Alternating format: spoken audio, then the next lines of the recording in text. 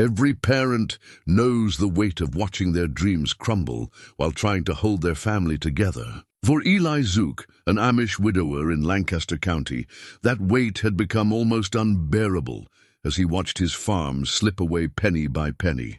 With only $90 left to his name, he bought a rotting cabin in the woods, hoping to sell its timber to save his land. His son Levi thought his father had finally broken under the pressure. The old cabin looked like it would fall down if you sneezed too hard. But when the boy started exploring the crumbling rooms, he found something behind a false wall that would change everything. Hidden inside was a secret worth $5 million. The question that would tear their family apart was simple. What do you do when a miracle might destroy everything you believe in? Before we jump back in, tell us where you're tuning in from. And if this story touches you, make sure you're subscribed, because tomorrow I've saved something extra special for you. The morning mist clung to the rolling hills of Lancaster County like a prayer whispered across the land. Eli Zook stood at his kitchen window, watching the sun paint golden streaks through the fog, and felt the familiar ache in his chest that had become his constant companion since Sarah passed. 3 years now, and still he found himself setting 2 coffee cups on the counter before remembering he only needed 1. The farmhouse creaked around him, a symphony of settling wood and gentle complaints that had once been the soundtrack to a happy home. Sarah's presence lingered everywhere, in the carefully tended herb garden visible through the window, in the hand-stitched curtains that caught the morning light just so, in the worn wooden spoon that still carried the faintest scent of her cinnamon bread. He picked up her wedding ring from the windowsill where he'd placed it the night before, turning the simple gold band between his weathered fingers. The jeweler in town had offered him $200 for it last month. $200 that could have bought feed for the horses or paid down the mounting debt at Stoltzfus's general store. But he'd walked away, the ring burning a hole in his pocket like a coal from hell's own fire. "Dat?" Levi's voice broke through his reverie. At 17, his son had grown tall and lean, with Sarah's gentle eyes and her stubborn streak running through him like a vein of iron. "The Holsteins are asking for their morning feed." Eli slipped the ring into his vest pocket and nodded. "Yeah, I hear them. Hungry beasts they are."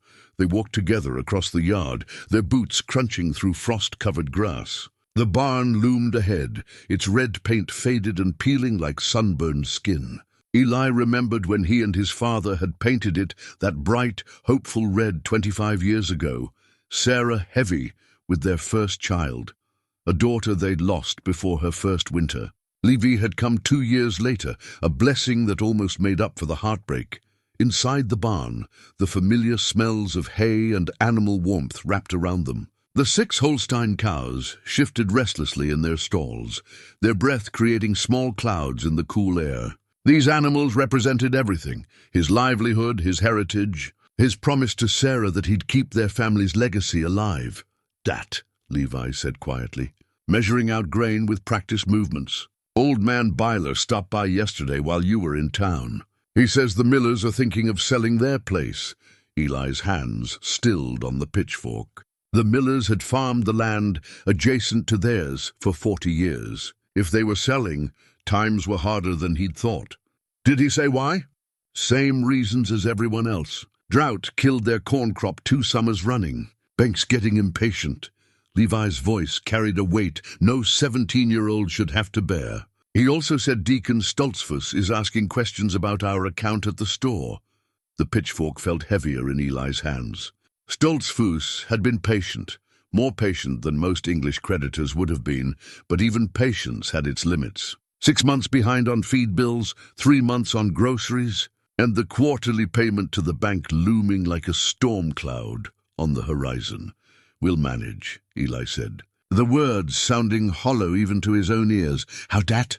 The corn's barely ankle-high and already showing stress. The vegetable garden's producing enough for us, but not enough to sell. "And the milk," Levi shook his head.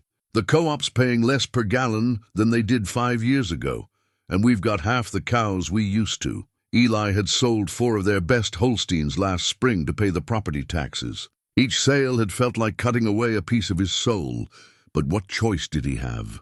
A man did what he had to do to keep his family fed and his roof intact. They worked in companionable silence for a while, the rhythm of morning chores providing a temporary balm to their worries. But Eli could sense something else weighing on his son's mind, something beyond their financial troubles.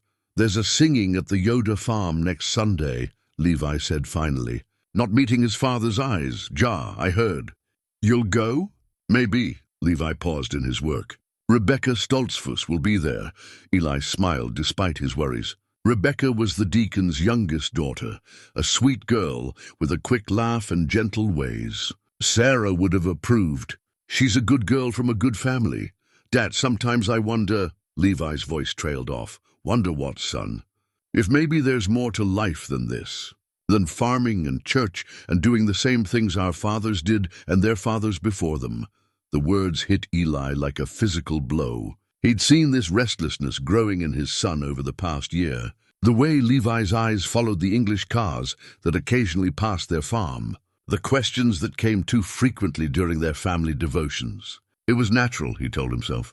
All young men face such doubts, but the fear remained.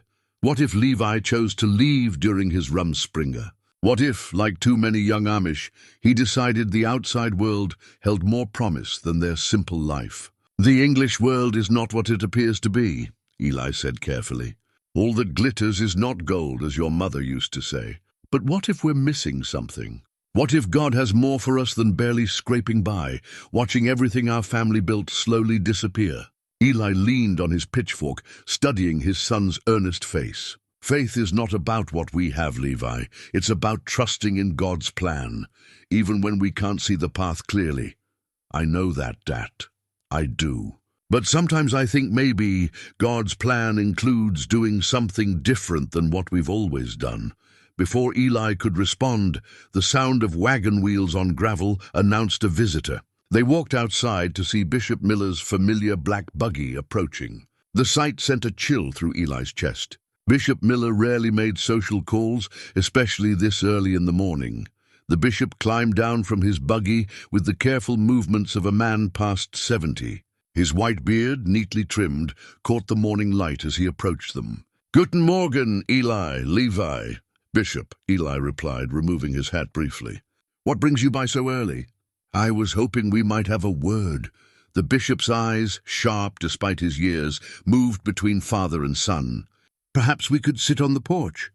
They settled on the wooden chairs Sarah had insisted on placing there, chairs that had witnessed countless evening conversations and quiet moments of reflection. The bishop accepted a cup of coffee with grateful hands, wrapping his fingers around the warm ceramic. "I've been hearing things," Bishop Miller said without preamble. "Concerns from some in our community about your circumstances." Eli felt heat rise in his cheeks. "If this is about the store account, it's not about money, Eli, not directly." The bishop's voice was gentle but firm. "It's about what a man might do when he's desperate, what compromises he might make. I don't understand. Some have noticed you've been traveling into town more frequently, having conversations with English folk. There are whispers that you might be considering—" The bishop paused, choosing his words carefully. "Unconventional solutions to your problems." Eli's jaw tightened. The Amish community was small, and privacy was often a luxury that few could afford. But he'd done nothing wrong, nothing that violated their ordnung or brought shame to his family's name. "I've been looking for work," he said simply. "Honest work that doesn't compromise our beliefs. I know you have. And I know you're a good man facing hard times. But I also know that desperate men sometimes make choices they wouldn't otherwise consider." The bishop leaned forward slightly. "Whatever you're thinking of doing, Eli, remember that our strength comes from community, not from the English world." After the bishop left, Eli sat alone on the porch, watching the sun climb higher over his struggling fields. $90. That's what remained in the old coffee tin Sarah had used for their emergency fund. $90, between his family and complete ruin. He thought of the advertisement he'd seen tucked to the bulletin board at the feed store yesterday. "Timber rights for sale. Remote cabin property. $90 or best offer." The ad had been weather-beaten and ignored, clearly posted by someone eager to sell. The address was 20 miles north, deep in the state forest where few people ventured. $90 for what was probably worthless land. But if there was decent timber, oak, maybe maple, he might be able to harvest enough to pay down their debts and buy time. It was desperate, certainly. Probably foolish. But sometimes a man had to take a leap of faith, even when he couldn't see where he might land. That evening, as Levi sat at the kitchen table working on a carving, a project, a small wooden horse that would make a good Christmas gift for one of his young cousins, Eli made his decision. "Son," he said, settling into the chair across from him, "tomorrow we're going to take a ride. There's something I want to look at." Levi glanced up from his carving. "What kind of something?" "A possibility. Maybe nothing. But sometimes nothing is all a man has to work with." Outside, the evening shadows grew long across their fields, and somewhere in the distance a whippoorwill called to its mate. Eli touched the ring in his pocket one more time, feeling Sarah's presence like a gentle hand on his shoulder. Whatever tomorrow brought, he'd face it with the same faith that had carried him. Through everything else, he just prayed it would be enough. The morning air held the crisp promise of autumn as Eli and Levi guided their horse and buggy along the winding dirt road that led deep into Pennsylvania's state forest. Maple trees blazed red and gold overhead, their leaves catching the sunlight like stained glass windows in God's own cathedral. Under different circumstances, Eli might have found peace in such beauty. Today, however, his stomach churned with the weight of what he was about to do. The crumpled advertisement from the feed store lay on the seat between them, the paper worn soft from his nervous handling. Remote cabin property, timber rights included, $90 OBO. The address led them further from civilization with each mile, past the last English farms and into country where cell phone towers couldn't reach, and the old ways still held sway. "Dad, are you sure about this?" Levi's voice carried the same doubt that had been gnawing at Eli since dawn. $90 is everything we have," Eli finished quietly. "Ah, I know." They rode in silence after that, the clip-clop of their mares' hooves and the creak of buggy wheels providing a familiar rhythm against the unfamiliar landscape.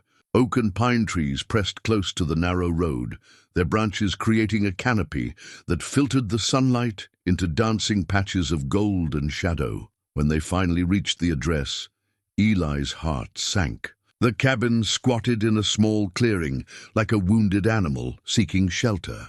Its roof sagged in the middle, green with moss, and missing perhaps a quarter of its shingles. The front porch had partially collapsed, leaving timber supports jutting at awkward angles. Vines had claimed the south wall, their tendrils creeping through broken window frames. "Dat," Levi breathed. "This place should be condemned." Eli climbed down from the buggy, his boots sinking slightly into the soft earth. The clearing was perhaps 2 acres, surrounded by mature hardwoods that represented the only obvious value in this desperate purchase. Oak, maple, some cherry. Good timber if a man had the means to harvest it properly. A rusty mailbox leaned drunkenly beside what had once been a driveway. The name Whitmore was barely legible on its side, painted in faded blue letters. Eli wondered about the Whitmores, what had brought them to this remote place, and what had finally driven them away. "Maybe we should go back," Levi said. But he was already tying off their horse to a sturdy oak tree. The cabin's front door hung slightly ajar, its green paint peeling like old skin. Eli approached it carefully, testing each step on the weakened porch before putting his full weight down. The door opened with a groan that seemed to echo through the forest. Inside, the cabin was dim and smelled of mildew and decades of neglect. Dust motes danced in the weak sunlight that filtered through dirty windows. The main room was small, but had once been cozy, with a stone fireplace that still looked solid despite everything else. A narrow staircase led to what must be a loft area. "The floors seem sound enough," Eli said, testing the floorboards with careful steps. "Foundation looks solid too." Levi moved to one of the windows, trying to peer through the grime. "Dad, even if the timber's worth something, how would we get it out? There's no road suitable for logging trucks, and hiring someone to cut it would cost more than we could make." Eli knew his son was right, but something kept him moving through the cabin's rooms. A kitchen with a hand pump well that might still work. A bedroom with built-in shelves that showed decent craftsmanship. The whole place had been constructed with care once upon a time. "Look at this woodwork," he said, running his hand along a window frame. "Someone took pride in building this place." The loft was larger than expected, with windows facing both east and west that would have provided good natural light. Eli examined the roof beams, solid oak that had weathered the years better than the exterior suggested. With work, a lot of work, this place might actually be salvageable. "Dad, I don't understand why we're even here." "This place is falling apart." Eli was examining the north wall when something caught his attention. The wood paneling didn't quite match the rest of the room. The boards were the same species, pine, but they were slightly newer, their grain running in a different direction. He knelt down and ran his fingers along the baseboard. "Levi, come look at this." His son joined him, peering at the wall with skepticism. "What am I looking at?" "This section of wall. It's different from the rest." Eli pressed against the panels, feeling them give slightly under pressure. "It's like one of the boards shifted, revealing a thin gap that hadn't been visible before." "Dad, what are you doing?" Eli worked his fingers into the gap, finding purchase on what felt like a handle or lever hidden behind the paneling. With a gentle pull, a section of the wall swung inward like a door, revealing darkness beyond. "Mein Gott," Levi whispered. They stared into what appeared to be a small room, perhaps 6 feet wide and 8 feet deep. The air that drifted out was stale but not unpleasant, carrying hints of old paper and something else. Paint? "Perhaps, or varnish. Stay here," Eli said. But Levi was already moving toward the opening. "There might be a light switch," his son said, feeling around the hidden doorframe. "It's an old cabin." "Levi, there's no electricity way out here." But as Levi's hand found what he was looking for, weak light suddenly illuminated the hidden space. A battery-powered lantern, ancient but still functional, cast wavering shadows across the small room. What they saw defied explanation. The walls were lined with paintings, dozens of them, some large, some small, all carefully wrapped in what looked like oiled cloth. Easels stood in corners, holding canvases covered with sheets. The floor was scattered with paint tubes, brushes, and palettes that looked as though they'd been abandoned mid-use. "Dat!" Levi's voice was barely a whisper. "What is this place?" Eli stepped into the hidden room, his heart hammering against his ribs. This wasn't just storage. It was an artist's studio, hidden away from the world like a secret. He moved to the nearest painting and carefully pulled back a corner of its protective covering. The image that emerged took his breath away. It was a landscape painted with such skill and beauty that it seemed almost alive. Rolling hills bathed in golden sunlight, trees so realistic he could almost hear their leaves rustling in the breeze. And in the corner, in precise black letters, a signature, J. Whitmore, 1943. "Look at this one," Levi called from across the room. He'd uncovered what appeared to be a portrait, a woman with kind eyes and a gentle smile, painted with the kind of skill that spoke of formal training and years of practice. They moved through the room, like men in a dream, uncovering painting after painting. Landscapes, portraits, still lifes, all bearing the same signature, all dated between 1940 and 1950. The work was extraordinary, each piece revealing an artist of remarkable talent. Dat, who was J. Whitmore. Why would someone hide all this? Eli shook his head, overwhelmed by what they'd discovered. "I don't know, son. I don't know." In one corner they found a small desk with drawers that still functioned despite the passage of time. Inside were sketchbooks filled with preliminary drawings, letters from what appeared to be art dealers and galleries, and a leather-bound journal with entries dating back to 1938. "Should we read it?" Levi asked, holding the journal with reverent hands. Before Eli could answer, they heard the sound of a car engine approaching through the forest. Both men froze, suddenly aware of how their presence might appear to an outsider. They were trespassing, technically, though Eli intended to buy the property if his $90 would secure it. "Quick," Eli said. "Cover everything back up." They worked rapidly to restore the hidden room to its previous state, their hands shaking with excitement and fear. As the wall panel swung shut, they heard car doors slamming outside. "Hello?" A woman's voice called from the clearing. "Is someone in there?" Eli and Levi exchanged glances before moving to the main room. Through the dirty windows, they could see a middle-aged woman with graying hair and a man who appeared to be her husband. Both were dressed in the practical clothing of people accustomed to rural life. Eli opened the front door, hoping his expression didn't betray the turmoil in his chest. "Good morning. I'm sorry if we're trespassing. I saw your advertisement." "Oh!" The woman's face brightened. "You're interested in buying the place?" "I'm Margaret Whitmore. Well, I was Margaret Whitmore. It's Margaret Chen now. This was my great-uncle's cabin." The blood in Eli's veins seemed to slow to a crawl. Whitmore, the same name they'd seen on the hidden paintings. "I'm Eli Zook, and this is my son Levi. We were hoping to look at the timber potential." Margaret's husband, who had been examining the cabin's exterior, joined them. "I'm Tom Chen. Margie inherited this place about 10 years ago when her great-uncle passed.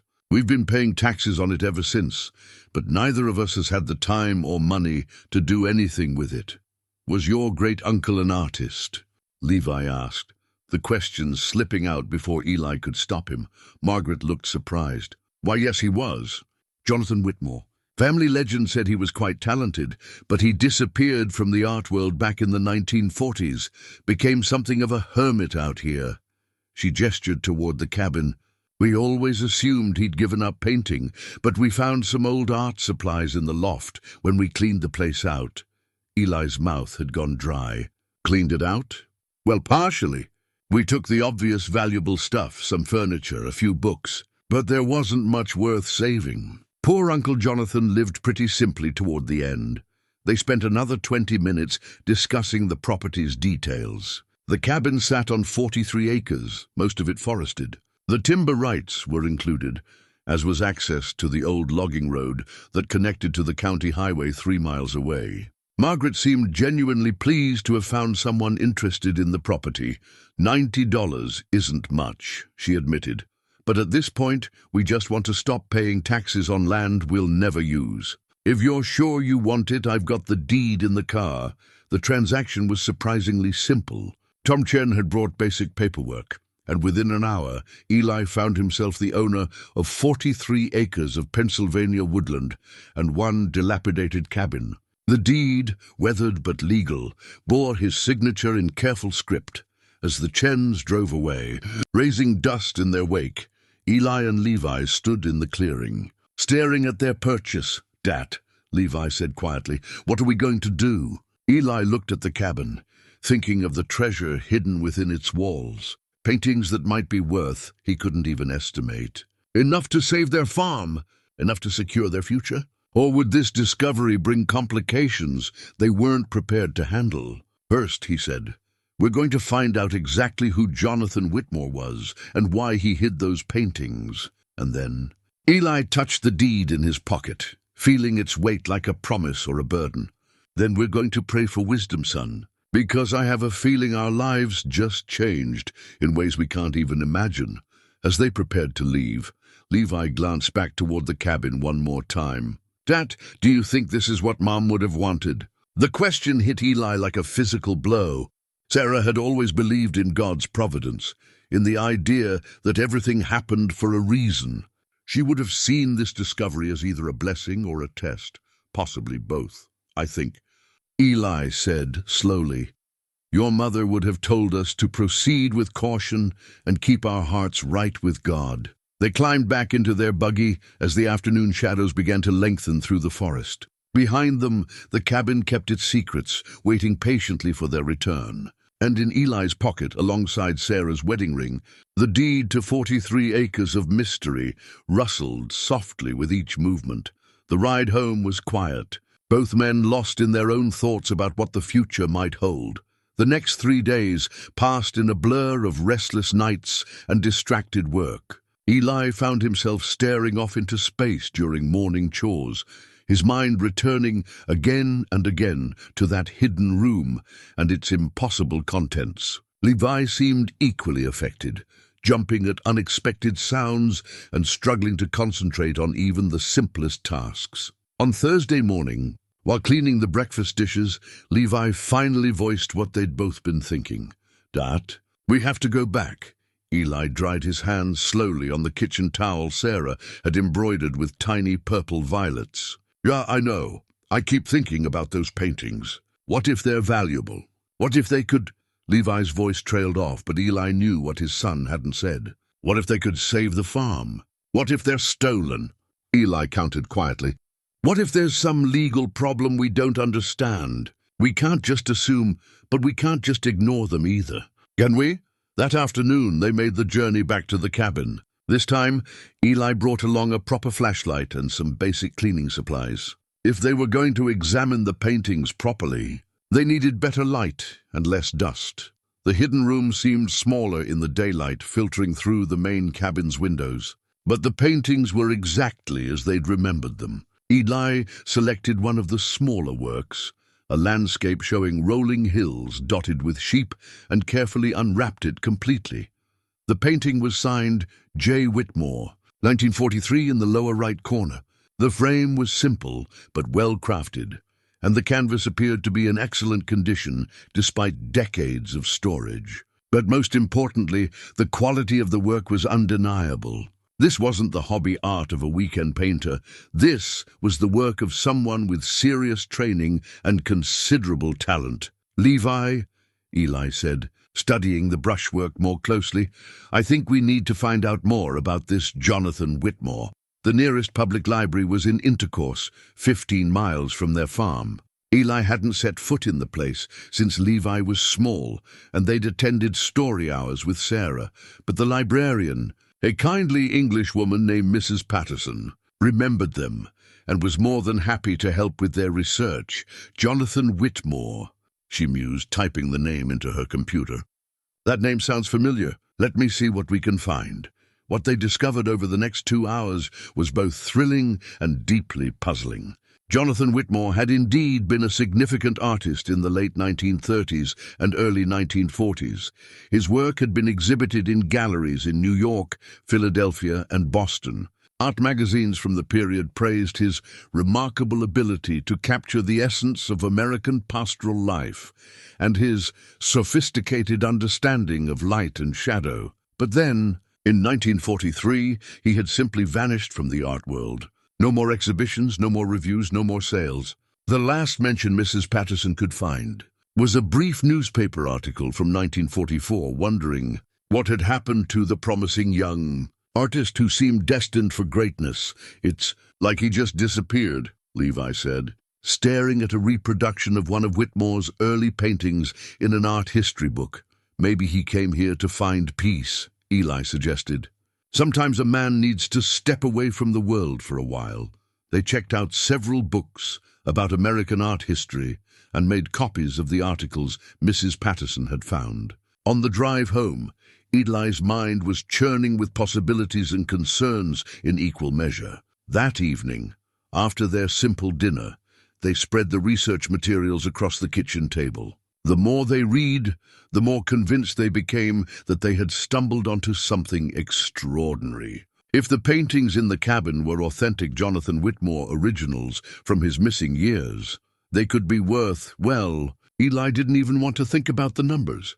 "Dad," Levi said, looking up from one of the art books, "there's something else we should consider. If these paintings are as valuable as they seem, don't we have some kind of responsibility to, share them with the world? Shouldn't they be in a museum or something?" It was a thoughtful question, and one that revealed the depth of character Eli was proud to see developing in his son. But it also highlighted the moral complexity of their situation. They owned the cabin legally, but did that automatically give them ownership of everything inside it? What would Jonathan Whitmore have wanted? "First," Eli said, "we need to find out if they're authentic. And to do that, we'll need expert help. English expert help. Levi pointed out. Ja, the implications of that simple word hung heavy in the kitchen air. Bringing outsiders into their discovery would mean exposing their family and their community to scrutiny they'd never faced before. The Amish way was to remain separate from the English world as much as possible, to live quietly and avoid drawing attention to themselves. But what choice did they have? Friday morning brought an unexpected visitor. Eli was mending a section of fence when he saw a familiar black buggy approaching. His heart sank when he recognized Deacon Stoltzfus at the reins. The deacon was a thin, serious man with penetrating grey eyes and a beard that reached nearly to his belt. He also happened to be Eli's primary creditor and the father of Rebecca, the girl who'd caught Levi's attention. "Guten Morgen, Eli." "Deacon." Eli removed his hat briefly. "What brings you by?" Stoltzfus climbed down from his buggy with the careful movements of a man nursing a sore back. "I wanted to speak with you about your account at the store." Eli's stomach tightened. "I know I'm behind. I was hoping to have something for you by the end of the month. It's not just about the money, though that's certainly a concern." The deacon's voice was kind but firm. "People are talking, Eli, about your trips into town, your visits to the English library. There are questions about what you might be planning. I'm not planning anything that would bring shame to our community. I believe you. But appearances matter, and right now the appearance is of a desperate man who might be willing to compromise our principles for financial relief." Eli felt heat rise in his cheeks. "And what would you have me do? Watch my farm fail? Let my family lose everything my father and grandfather built? I would have you trust in God's provision and accept help from your community when it's offered." "I haven't been offered help." Stoltzfus was quiet for a moment, studying Eli's face. "Perhaps pride has made you deaf to offers that were made indirectly. But that's not why I'm here today." He reached into his buggy and pulled out a small canvas bag. "Rebecca has been setting aside her egg money for the past 6 months. She asked me to give this to you as a gift for Levi's family." Eli stared at the bag, knowing it probably contained $20 or $30, a small fortune for a young woman who earned money a few cents at a time. The gesture was generous and kind, but it also highlighted how desperate his situation had become if a teenage girl felt compelled to help. "I can't accept that."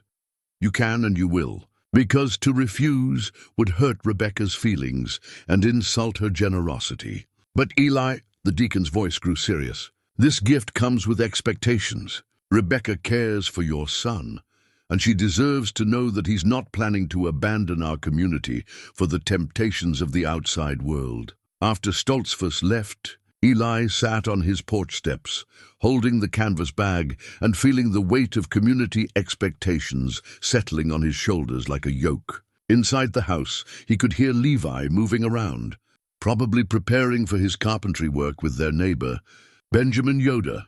The money Rebecca had saved represented sacrifice and hope. Sacrifice on her part, hope for a future with Levi.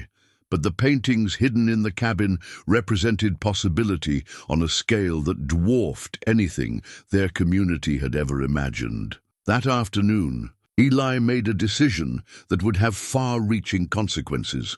Using the telephone at the English neighbor's house, he called the number he'd found in one of Mrs. Patterson's art magazines, a gallery in Philadelphia that specialized in American art from the early 20th century. Whitmore. The gallery owner, a man named David Reynolds, sounded intrigued. "Jonathan Whitmore? We haven't seen any new Whitmore pieces in decades. Most collectors assumed his missing works were destroyed or lost. What exactly do you have?" Eli described one of the smaller paintings as accurately as he could, his hands sweating as he held the phone receiver. Reynolds asked detailed questions about the signature, the style, the subject matter. By the end of the conversation, the gallery owner's excitement was palpable. "Mr. Zook, if what you're describing is authentic, you may have made one of the most significant art discoveries in Pennsylvania history. Would it be possible for me to come see these paintings in person?"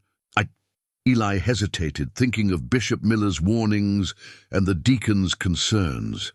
"I need some time to consider that, of course. But Mr. Zook, don't wait too long. If these paintings are authentic, they need proper preservation and authentication.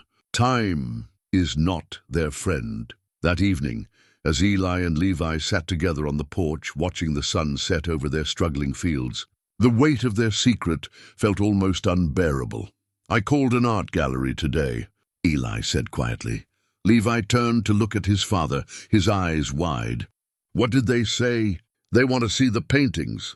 The man I spoke to seemed to think they might be very valuable." "How valuable?" Eli shook his head. "He wouldn't say over the phone.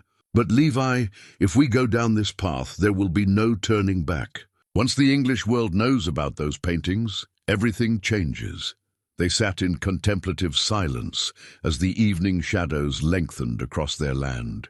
Somewhere in the distance, a barn owl called to its mate, and the familiar sounds of their rural evening settled around them like a comfortable blanket. "Dad," Levi said finally, "what do you think Mom would do?" Eli closed his eyes, trying to feel Sarah's presence, trying to hear her gentle wisdom one more time. She had always believed that God's gifts came with responsibilities, that blessings were meant to be handled with care and gratitude. "I think," he said slowly, "she would tell us to proceed with prayer and caution, to seek God's will above our own desires.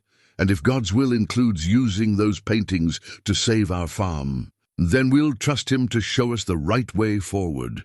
As the first stars appeared in the darkening sky, Eli made another decision. Tomorrow, he would drive back to the cabin with Levi. They would select one painting, the smallest and least remarkable, and take it to Philadelphia for authentication. If it proved to be genuine, they would know they were dealing with something extraordinary. If it proved to be worthless, they could return to their simple lives and forget this strange interlude. But as he sat there in the gathering darkness, Eli couldn't shake the feeling that there would be no going back. The discovery of Jonathan Whitmore's hidden studio had set events in motion that would change their lives forever, for better or worse. The question that haunted him now was whether they were prepared for the consequences of opening that particular door. Saturday morning dawned grey and overcast, with thick clouds promising rain before evening. Eli stood at his kitchen window, watching the wind bend the cornstalks in his field, and tried to quiet the nervous energy that had kept him awake most of the night. Today, they would take the first painting to Philadelphia for authentication. "Dad, are you sure about this?" Levi asked for perhaps the 10th time as they prepared to leave for the cabin. "No," Eli answered honestly. "But I'm sure we can't keep living with not knowing." They had selected their test painting the day before, a small landscape showing a stream winding through autumn woods. It was beautiful work, but seemed less likely to attract immediate attention than some of the more dramatic pieces in the collection. Eli had fashioned a simple wooden crate to transport it safely, lining the interior with old quilting batting Sarah had saved. The journey to the cabin felt different this time. The weight of their mission hung heavy between them, and even the familiar sights along the way seemed charged with new meaning. When they reached the property, Eli noticed fresh tire tracks in the clearing, probably Margaret Chen checking on the place, though it made him uneasy. Inside the hidden room, the paintings waited exactly as they'd left them. Eli carefully removed the selected landscape from its wrapping, studying it once more in the weak light filtering through the cabin's windows. The signature in the corner seemed to mock him with its simple declaration, "J. Whitmore, 1943. "It's strange," Levi said quietly, wrapping the painting in protective cloth. "Yesterday this was just an old cabin. Now it feels like we're touching history." The drive to Philadelphia took nearly 3 hours, giving Eli plenty of time to question his decision. The Reynolds Gallery occupied the ground floor of a narrow brownstone in a neighborhood that spoke of old money and refined tastes. Through the large windows, Eli could see paintings displayed with museum-quality lighting, their price tags discreetly hidden from casual observers. David Reynolds proved to be a man in his 50s, impeccably dressed and possessing the kind of quiet, authority that came from decades of dealing with valuable art. His eyes lit up the moment Eli carefully unwrapped their painting. On the gallery's examination table. My God, Reynolds breathed, pulling on a pair of white cotton gloves. May I? For the next hour, Reynolds examined every inch of the painting with a variety of tools, magnifying glasses, ultraviolet lights, and instruments Eli couldn't identify. He studied the brushstrokes, the signature, even the back of the canvas, with the intensity of a scholar deciphering ancient texts. Mr. Zook, Reynolds said finally, his voice carefully controlled, where exactly did you find this? Eli had prepared for this question, but giving the answer still felt like stepping off a cliff. In a hidden room in a cabin I recently purchased. There are others. How many others? Dozens, maybe more. Reynolds was quiet for a long moment, still staring at the painting. This is authentic. I'm certain of it. The brushwork, the paint composition, the aging, everything is consistent with Whitmore's documented style from this period. But Mr. Zook, do you understand what you're telling me? I think so. Jonathan Whitmore disappeared from the art world in 1943. His last known work sold for significant sums even then. Today, with only a handful of authenticated pieces in existence, a single Whitmore painting might sell for... Reynolds paused, choosing his words carefully. Well into the six figures. Possibly more, depending on the piece. Eli felt the blood drain from his face. 6 figures, hundreds of thousands of dollars, and they had found dozens of paintings. Of course, Reynolds continued, proper authentication would require more extensive examination. We'd need to document provenance, conduct more detailed technical analysis. The art world is very careful about newly discovered works, especially by artists of Whitmore's stature. What would that involve? Multiple experts, laboratory tests, historical research? It's a lengthy process, but necessary to establish authenticity beyond any doubt. Reynolds looked directly at Eli. Mr. Zook, if you truly have dozens of authentic Whitmore paintings, you may have discovered one of the most significant private art collections in American history. The drive home passed in stunned silence. Levi stared out the buggy window at the passing landscape, while Eli struggled to process the magnitude of what they'd learned. 6 figures per painting, dozens of paintings. The numbers were almost incomprehensible. They arrived home just as the threatened rain began to fall, fat drops that would be welcome for their thirsty crops. But as they unhitched their horse, Eli noticed Bishop Miller's buggy parked beside their house. Eli, the bishop called from the porch. Might we have a word? Inside the kitchen, Bishop Miller accepted a cup of coffee with hands that seemed steadier than Eli felt. The elderly man studied both father and son with eyes that missed very little. I've been hearing interesting things, the bishop said without preamble, about your recent travels, your visits to the English library. A phone call made from the Hensley farm. Eli's stomach tightened. The Amish community was small, and privacy was often impossible to maintain. Bishop, I can explain. I'm sure you can. But the question is whether you should have to. Bishop Miller's voice was gentle but firm. We are a community that values simplicity and separation from worldly concerns. When one of our members begins engaging extensively with the outside world, it affects us all. I haven't done anything wrong.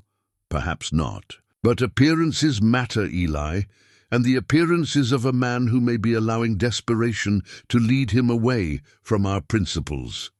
Levi spoke up suddenly. Bishop Miller, what if God provided a way for our family to solve our financial problems? Would it be wrong to accept his provision? The bishop turned his attention to the young man, and Eli saw both kindness and concern in his expression. That would depend on the nature of the provision, wouldn't it? God's gifts don't usually require us to compromise our values or abandon our community, but what if they require us to engage with the outside world temporarily? What if... Levi caught his father's warning look and fell silent. Bishop Miller observed this exchange with interest. Is there something you'd like to tell me, Eli? The moments stretched between them like a held breath. Eli could feel the weight of decision pressing down on him. The bishop was a good man, wise and compassionate, but he was also the guardian of their community's traditions and values. Would he see their discovery as a blessing or a temptation? We found something, Eli said finally. Something that might be valuable. We're trying to determine what our obligations are regarding it. What kind of something? Art paintings that were left behind in the cabin I purchased. Bishop Miller was quiet for a long moment. And you believe these paintings might be worth enough to solve your financial difficulties? Possibly. I see. The bishop set down his coffee cup with deliberate care. Eli, I want you to consider something. Our community has survived for generations by remaining separate from the English world and its obsessions. Money, possessions, worldly success, these things have a way of changing people, of drawing them away from what truly matters. But Bishop, Levi interjected, what if those things could help us serve God better? What if they could help our entire community? How do you mean? Levi glanced at his father before continuing. What if the money could help other families who are struggling? What if it could support our schools or help young couples starting their farms? Wouldn't that be a good use of God's provision? It was a thoughtful argument, and Eli saw Bishop Miller considering it seriously. But the older man's response revealed the depth of his wisdom. Those are worthy goals, Levi, but they assume that accepting this provision wouldn't cost us more than it gives us. Wealth has a way of bringing complications, attention, temptations, questions about whether our simple way of life is truly sufficient. The bishop rose to leave, his walking stick tapping against the kitchen floor. I won't tell you what to do, Eli, but I will ask you to consider carefully whether this path leads toward God's will or away from it. And I'll ask you to remember that your decisions affect more than just your family. After he left, Eli and Levi sat in the gathering dusk, listening to the rain drum against their windows. The painting they'd taken to Philadelphia sat in its crate on the kitchen table, looking ordinary and innocent despite the extraordinary secrets it represented. "That," Levi said quietly. "He's right about wealth bringing complications. Yeah, but he's also right that our community has families who are struggling. The Millers, the Yoders, even Deacon Stoltzfus has been having troubles with his store." Eli nodded, thinking of Rebecca's egg money and the sacrifices a young woman had made to help their family. If their discovery could prevent other families from facing similar hardships, wouldn't that be a worthy use of whatever Providence had brought their way? That evening, as the rain continued to fall on their thirsty fields, Eli made a decision that would prove to be more significant than he realized. He would contact David Reynolds again, but this time he would ask about the process of donating valuable artwork to museums or charitable causes. Perhaps there was a way to honor both their discovery and their values, but as he prepared for bed, Eli couldn't shake the feeling that they were already in deeper waters than they'd intended to enter. The painting sitting in their kitchen represented more than just potential wealth. It represented a doorway to a world they'd spent their lives avoiding. And despite his best intentions, that doorway was already beginning to open. Sunday morning brought crisp autumn air and the familiar rhythm of preparation for worship service. Eli stood at his shaving mirror, scraping away whiskers with methodical strokes, but his reflection seemed to belong to a stranger. The events of the past week had left him feeling displaced from his own life, as if he were watching someone else's story unfold. The service was being held at the Yoder farm, and as their buggy joined the stream of black carriages converging on the white farmhouse, Eli felt the weight of curious eyes. Word traveled fast in their close-knit community, and Bishop Miller's visit would not have gone unnoticed. During the 3-hour service, Eli found his attention drifting from the familiar High German verses to the faces around him.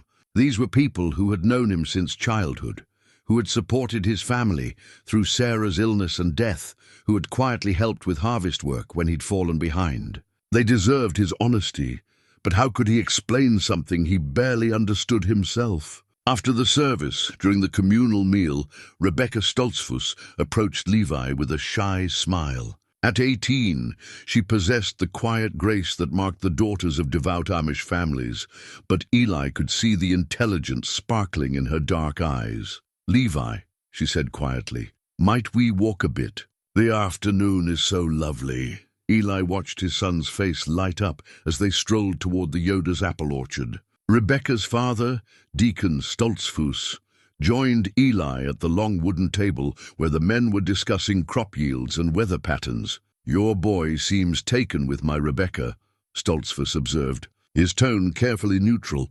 "She's a fine young woman. You've raised her well. Yeah, she has a good heart. Perhaps too generous for her own good sometimes." The deacon's eyes met Eli's meaningfully. "She cares deeply about the people in her life. It would pain her greatly if someone she cared for were to make choices that took them away from our community." The message was clear, delivered with the subtle directness that characterized their people. Rebecca's gift of egg money had come with unspoken expectations, and those expectations were now being gently reinforced. "Deacon," Eli said carefully, "what if a man found himself in a position to help his community, but the path to that help required engaging with the outside world?" Stoltzfus was quiet for a moment, watching his daughter and Levi walking beneath the apple trees. "I would say such a man should proceed with great caution. The English world has ways of changing people, even those who enter it with the best intentions." That afternoon, while Levi spent time with the Stoltzfus family, Eli made another trip to the cabin. This time, he brought along Jonathan Whitmore's leather journal, which he'd been too nervous to examine thoroughly before. Sitting in the main room of the cabin, with afternoon sunlight streaming through the dusty windows, Eli opened the journal to its first entry, March 15th, 1938. The gallery opening was everything Mother dreamed it would be. Crowds of well-dressed people, champagne, enthusiastic reviews in the papers. But standing there watching strangers discuss my work as if it were mere commodity, I felt something die inside me. Is this what art is supposed to be? A product to be bought and sold by people who care more about investment potential than beauty? Eli turned the pages, watching Jonathan Whitmore's journey unfold in careful handwriting that grew more erratic as the entries progressed. The young artist had achieved everything the art world considered success: fame, money, critical acclaim. But each triumph seemed to hollow him out rather than fulfill him. June 2nd, 1940, saw a family of Amish farmers at market today. Father and son working side by side, sharing quiet conversation while they sold vegetables they'd grown with their own hands. Such contentment in their faces, such peace. I found myself envying their simplicity, their certainty about what matters in life. October 18th, 1942. Mother passed yesterday. The funeral was a circus of art world mourners who spoke more about my promising career than about the woman we were supposed to be honoring. I realized that everything I thought I wanted has turned to ash. Fame is a cruel master, and success a poisonous wine. December 1st, 1943. I have made my decision. Let the world think Jonathan Whitmore has disappeared or died. Perhaps he has. The man who painted for galleries and critics and wealthy collectors is gone. What remains will paint for God alone, for the pure joy of creating beauty that no one will buy or sell or critique. Eli felt tears pricking at his eyes as he read the final entries. Jonathan Whitmore had found peace in his hidden studio, had spent his remaining years creating art for its own sake rather than for worldly gain. The paintings in the secret room weren't just valuable artwork, they were the legacy of a man's spiritual journey. March 20th, 1950. I am dying, and strangely, I feel no sadness. These have been the most fulfilling years of my life. I have painted what my heart demanded, worshipped God through color and light, and known the contentment that comes from living according to conscience rather than convention. If someone finds these paintings after I'm gone, I pray they will understand that true wealth comes not from what we own, but from the peace we find in doing what we're called to do.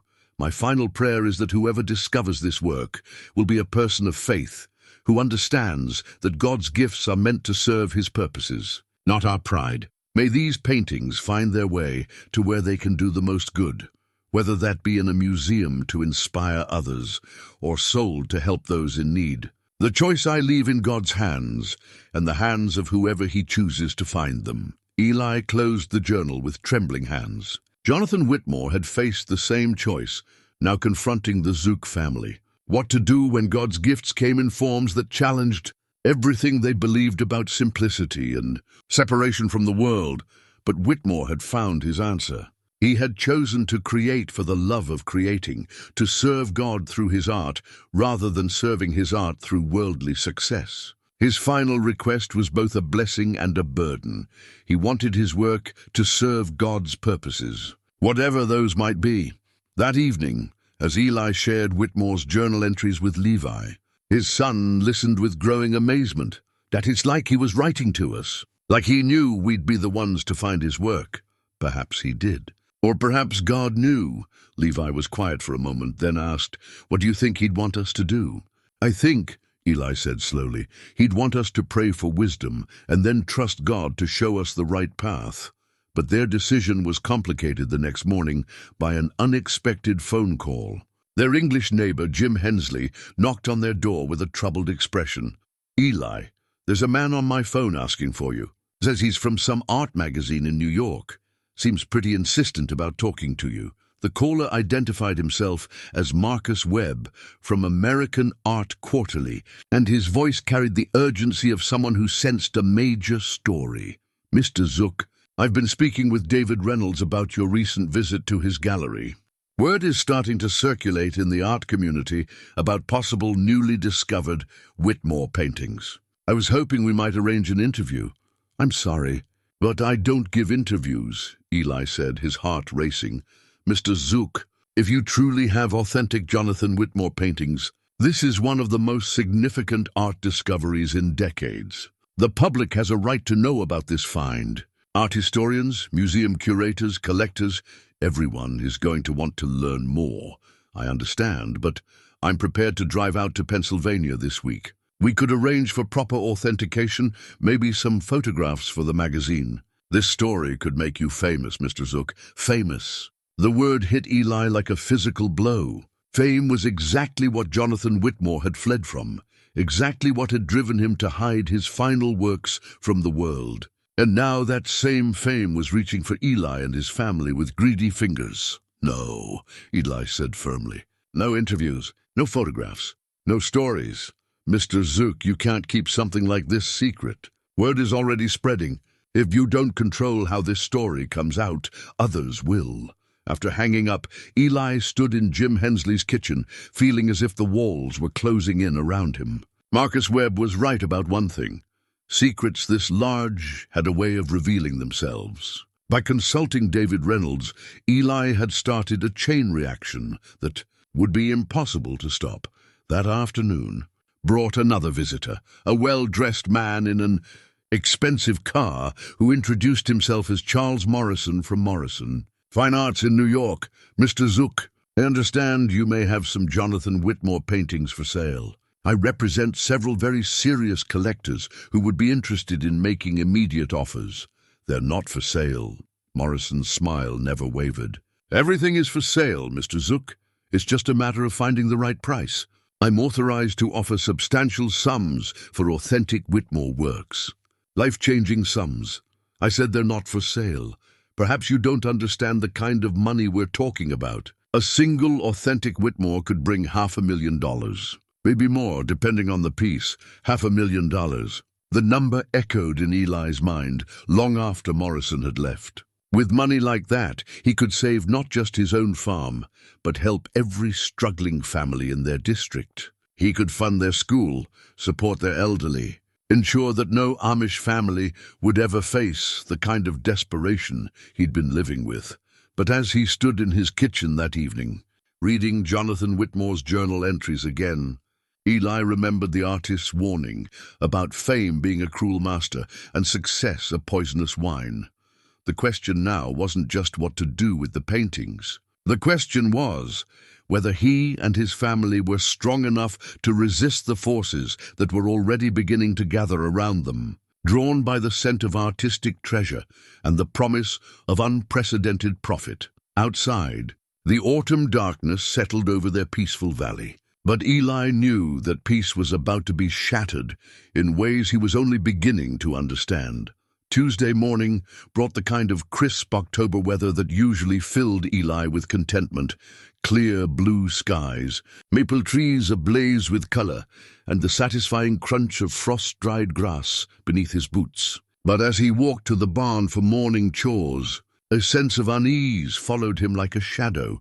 3 more cars with out-of-state license plates had driven slowly past their farm since dawn, their occupants peering toward the house with obvious interest. Word about the paintings was spreading through the art world faster than Eli had imagined possible, and their quiet Amish community was becoming a destination for people who had never shown interest in their simple way of life. Inside the barn, Levi was already at work, but his usual cheerful morning greeting was absent. Instead, he worked with the kind of mechanical efficiency that suggested his mind was elsewhere. "You're troubled, son." Levi looked up from milking Bessie, their most reliable Holstein. "Rebecca stopped by last night after you went to bed." "Oh?" "Her father sent her. He wanted her to ask me directly about our recent activities, about whether I was planning to stay in the community or—" Levi's voice trailed off. "Or what? Or follow the paintings into the English world?" Eli felt his heart sink. The pressure from their community was mounting, and it was focusing on the person who had the most to lose, his 17-year-old son, who was supposed to be preparing for baptism and adult membership in their church. "What did you tell her?" "I told her I didn't know." "Because I don't, Dad. I don't know what's going to happen to us, or our family, or our place in this community." Levi's voice carried a note of desperation that cut Eli to the bone. "All I know is that everything feels different now. Like we're standing on the edge of something that could change everything." They finished the morning chores in thoughtful silence, each lost in his own struggle with the implications of their discovery. As they walked back to the house, Eli noticed Bishop Miller's buggy approaching once again, this time accompanied by 2 other church elders. "Eli," Bishop Miller called, climbing down with the careful movements of age. "We need to speak with you." The kitchen seemed to shrink with 3 elderly men seated around Sarah's pine table.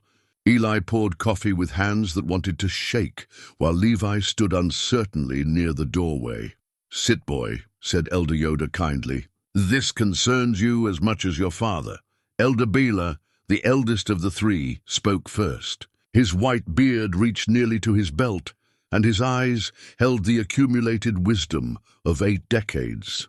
"Eli, we've been hearing troubling reports. English people asking questions in town about our community, about your family specifically. Cars driving through our valley like tourists come to gawk at curiosities. We've also heard," Bishop Miller added gently, "that you may have discovered something of value that's attracting this attention." Eli looked at the 3 men who had guided their community's spiritual life for decades, men whose judgment he'd always trusted. The time for half-truths and evasion had passed. "We found paintings," he said simply, "hidden in the cabin I purchased. They appear to be valuable." "How valuable?" Elder Yoda asked. "Possibly very valuable. Valuable enough to solve our financial problems and help others in our community as well." Elder Bela leaned forward slightly. "And in order to realize this value, you would need to engage extensively with the English art world. Yeah, experts, dealers, possibly museums. People who understand such things better than we do." The 3 men exchanged meaningful glances before Bishop Miller spoke. "Eli, you know we don't forbid our people from conducting business with the outside world when necessary.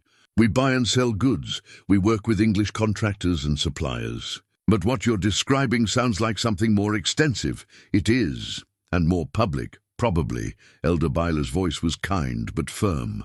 "Our community's strength comes from our separation from worldly values and worldly attention. When one family becomes the focus of outside interest, especially interest involving large sums of money, it affects all of us. I understand that. But what if this discovery could help our entire community? What if the money could support families who are struggling, fund improvements to our school, help young couples starting their farms?" It was Elder Yoda who answered. "Those are worthy goals, Eli. But they assume that accepting this particular blessing wouldn't cost us more than it gives us. Wealth brings complications. Attention brings changes, and changes, even good changes, can threaten the foundations of what we've built here. Bishop Miller pulled out a familiar object, Sarah's recipe box, its wooden surface worn smooth by decades of use. Eli stared at it in confusion. "I found this in your kitchen yesterday when I stopped by to check on you," the bishop said. "I hope you don't mind, but I wanted to read some of Sarah's thoughts." She wrote notes in the margins of her recipes, little reminders about family occasions and special meals. He opened the box and withdrew a card covered in Sarah's careful handwriting. "Listen to this from her recipe for Christmas cookies. Made these with Eli and little Levi today. Flour everywhere, more on us than in the bowl. But oh, the joy on our boy's face when the first batch came from the oven. Reminded me that the best gifts aren't the ones we buy, but the ones we make together with love." Eli felt tears threatening as Bishop Miller continued reading. And this from her notes on Sunday dinner preparation. "The Millers and Yoders joined us today after service. Our table barely big enough for everyone, but somehow we made it work. Realize today that abundance isn't about having enough of everything, but about sharing whatever we have with open hearts." The bishop closed the recipe box gently. "Your Sarah understood something important.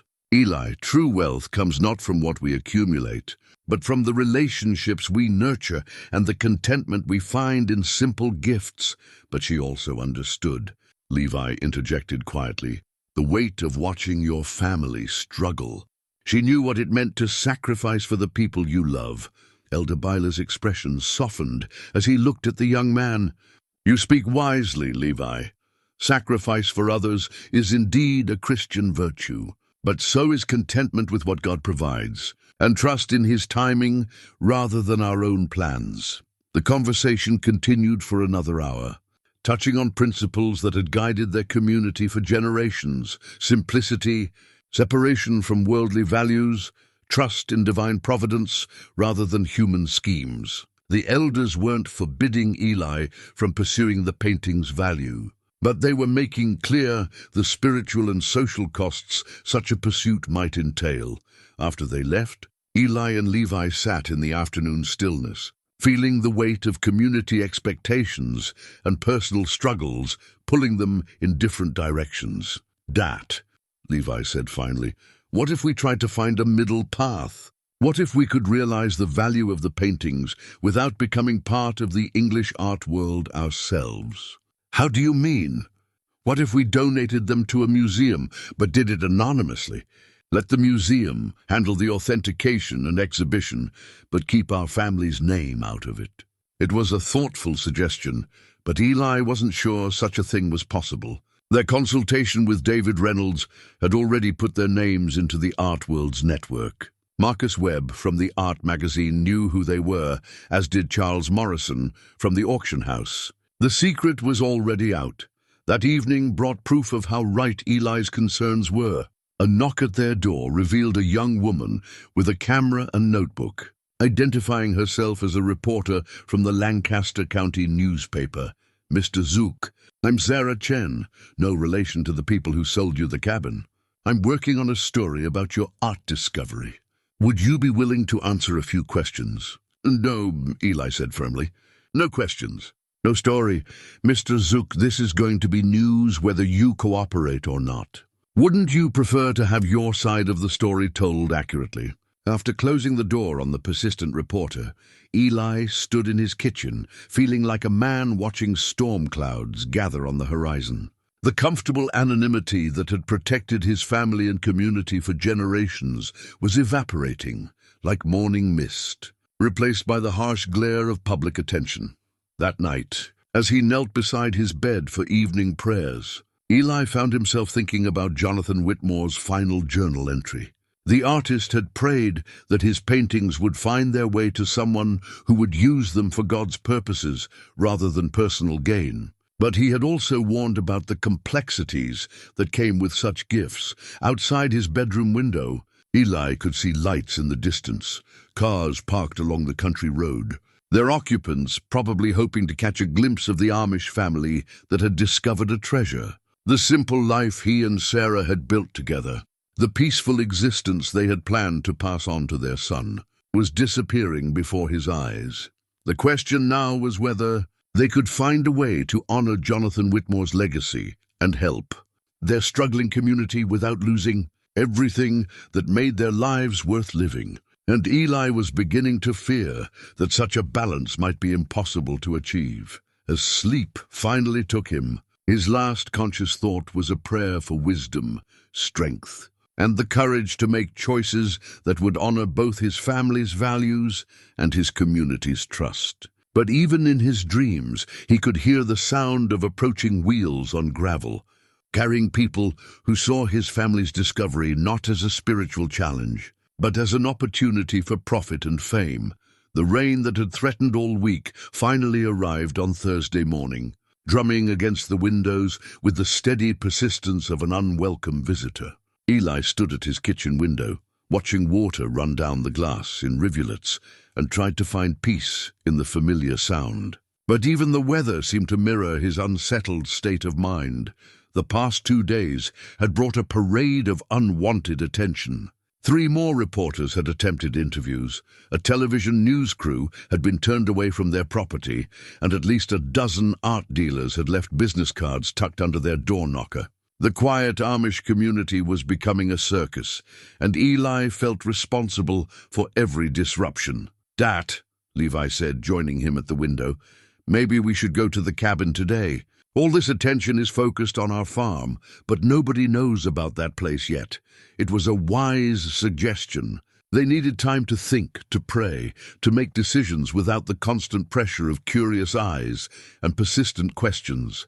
More importantly, Eli had been wrestling with the growing certainty that they'd missed something important in Jonathan Whitmore's hidden studio. The drive to the cabin through the rain-soaked forest felt like entering a different world. Here, under the canopy of ancient trees, the modern chaos of media attention and art world excitement seemed impossible. This was the sanctuary where Whitmore had found peace, where he'd created his final works in solitude and contemplation.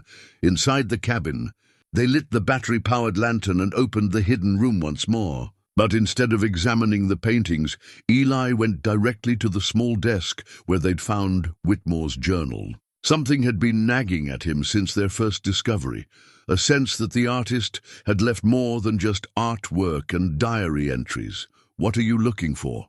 Levi asked, watching his father examine the desk with renewed intensity. "I'm not sure. But a man as thoughtful as Whitmore wouldn't leave something this important to chance. He had to know these paintings would be discovered eventually." Eli ran his hands along the desk's edges, feeling for hidden compartments or secret drawers. The piece was well crafted, probably built by Whitmore himself during his years of isolation. As Eli's fingers traced the joints where the desktop met the supporting frame, he felt a slight give in one section. Pressing carefully, he discovered a narrow drawer that had been virtually invisible, its edges perfectly fitted to the desk's construction. Inside was a single envelope, sealed with wax, and bearing an inscription in Whitmore's careful handwriting. "For the person of faith who discovers my life's work." "Dat," Levi breathed. "It's addressed to us, to whoever found the paintings." With trembling hands, Eli broke the wax seal and withdrew several sheets of paper covered in the same handwriting they'd come to know from the journal. But this wasn't a diary entry, it was a letter written directly to them. "My dear friend in faith, if you are reading this, then God has answered my final prayer by leading someone of conscience to discover the work I've hidden from the world. I write this letter in the hope that you will understand both the burden and the blessing you have inherited. By now you have likely learned something of my story, how I fled from worldly success to find spiritual peace in this remote place. But there are things my journal does not contain, things you must know to make the right decisions about what you've found. These paintings represent more than artistic achievement. They represent a man's journey from pride to humility, from serving the world's applause to serving God's purposes. Each canvas was painted not for galleries or critics, but as a form of prayer, my attempt to capture the beauty of creation and reflect it back to the Creator. I have deliberately remained hidden from the art world, because I learned that fame corrupts even the purest intentions. But I also knew that my work should not remain buried forever. Art is meant to inspire, to elevate the human spirit, to point people toward truth and beauty and the divine presence that underlies all creation. Therefore, I leave you with both a gift and a responsibility. These paintings are yours to do with as your conscience and your faith direct. Sell them if you need resources to serve others. Donate them if you wish to share their beauty with the world. Keep them if God calls you to be their guardian. But whatever you choose, remember that they were created in love and should be handled with love. There is one more thing you must know. In 1943, when I disappeared from public view, I was not alone in recognizing the spiritual emptiness of the art world's pursuit of fame and profit. There were others, collectors, dealers, even some artists, who understood that art's highest purpose was something beyond mere commerce. One of these was my patron and friend, Harrison Blackwell, who had purchased several of my early works and commissioned others. When I told him of my decision to withdraw from public life, he was supportive, but worried about the fate of my artistic legacy. We made an agreement. If I ever needed help, or if my hidden works were ever discovered, he would ensure they were handled with the respect and care they deserved. Harrison is gone now, passed in 1968, but his son Marcus has inherited both his father's collection and his commitment to treating art as a sacred trust rather than mere investment. If you find yourself overwhelmed by the complexities of what you've discovered, you may contact Marcus Blackwell in Boston. He will understand your situation better than most, but remember this above all: the true value of what you've found lies not in its monetary worth, but in its power to remind people that beauty exists, that creation is sacred, and that some things in this world transcend the marketplace. Whatever path you choose, let it be guided by prayer and motivated by love. May God bless you and grant you wisdom in the choices ahead. Your brother in faith, Jonathan Whitmore, written in the year of our Lord 1951. Eli read the letter twice, his hands shaking with something beyond excitement. This changed everything. Whitmore hadn't just hidden his paintings, he'd created a plan for their discovery and a network of support for whoever found them. "Dat," Levi said quietly. "Who is Marcus Blackwell?" Before Eli could answer, they heard the sound of vehicles approaching through the forest. Both men froze, suddenly aware of how exposed they were in the remote cabin. Through the rain-streaked windows, they could see two black SUVs pulling into the clearing. "How did they find us here?" Levi whispered. The vehicles disgorged several people in expensive clothing who seemed remarkably undisturbed by the rain. A man in his 60s, silver-haired and authoritative, led the group toward the cabin. Behind him came a younger woman with a camera, a man carrying what appeared to be professional art examination equipment, and two others whose purpose wasn't immediately clear. "Mr. Zook?" the silver-haired man called, knocking firmly on the cabin door. "My name is Victoria Sterling from Sterling Fine Arts in New York. I believe you have something that belongs to my client." Eli's blood ran cold. The tone was polite but carried an unmistakable threat. He motioned for Levi to stay quiet as he approached the door. "I'm sorry, but this is private property. You're trespassing." "Actually, Mr. Zook, I don't think we are. My client has legitimate claims to any artwork found on this property, claims that predate your recent purchase of the cabin." Through the window, Eli could see the woman photographing the cabin's exterior. The man with the equipment was setting up some kind of detection device, sweeping it across the walls, as if searching for hidden spaces. "What client?" Eli called through the door. "Jonathan Whitmore's heir, his grandson, who has been searching for his grandfather's missing works for over 20 years. Works that were stolen from the family estate and hidden away by a deranged old man who had no right to them." The words hit Eli like physical blows. Stolen. Jonathan Whitmore hadn't owned his own paintings. But that made no sense. The journal entries, the letter, everything pointed to an artist who had deliberately hidden his own work. "You're lying," Levi said loudly, his young voice carrying both anger and fear. Sterling's voice grew harder. "Young man, my client has documentation proving his grandfather's paintings were removed from the family home without permission in 1943. We have legal grounds to reclaim any Whitmore works found on this property, regardless of who currently holds the land deed."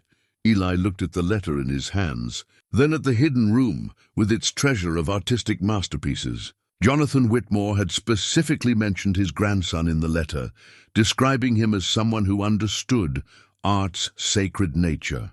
But this Sterling woman was describing a legal battle, not a spiritual legacy. "Mr. Zook," Sterling continued, "I'm prepared to be reasonable. Open the door, let us examine what you found, and we can discuss a fair compensation for your trouble.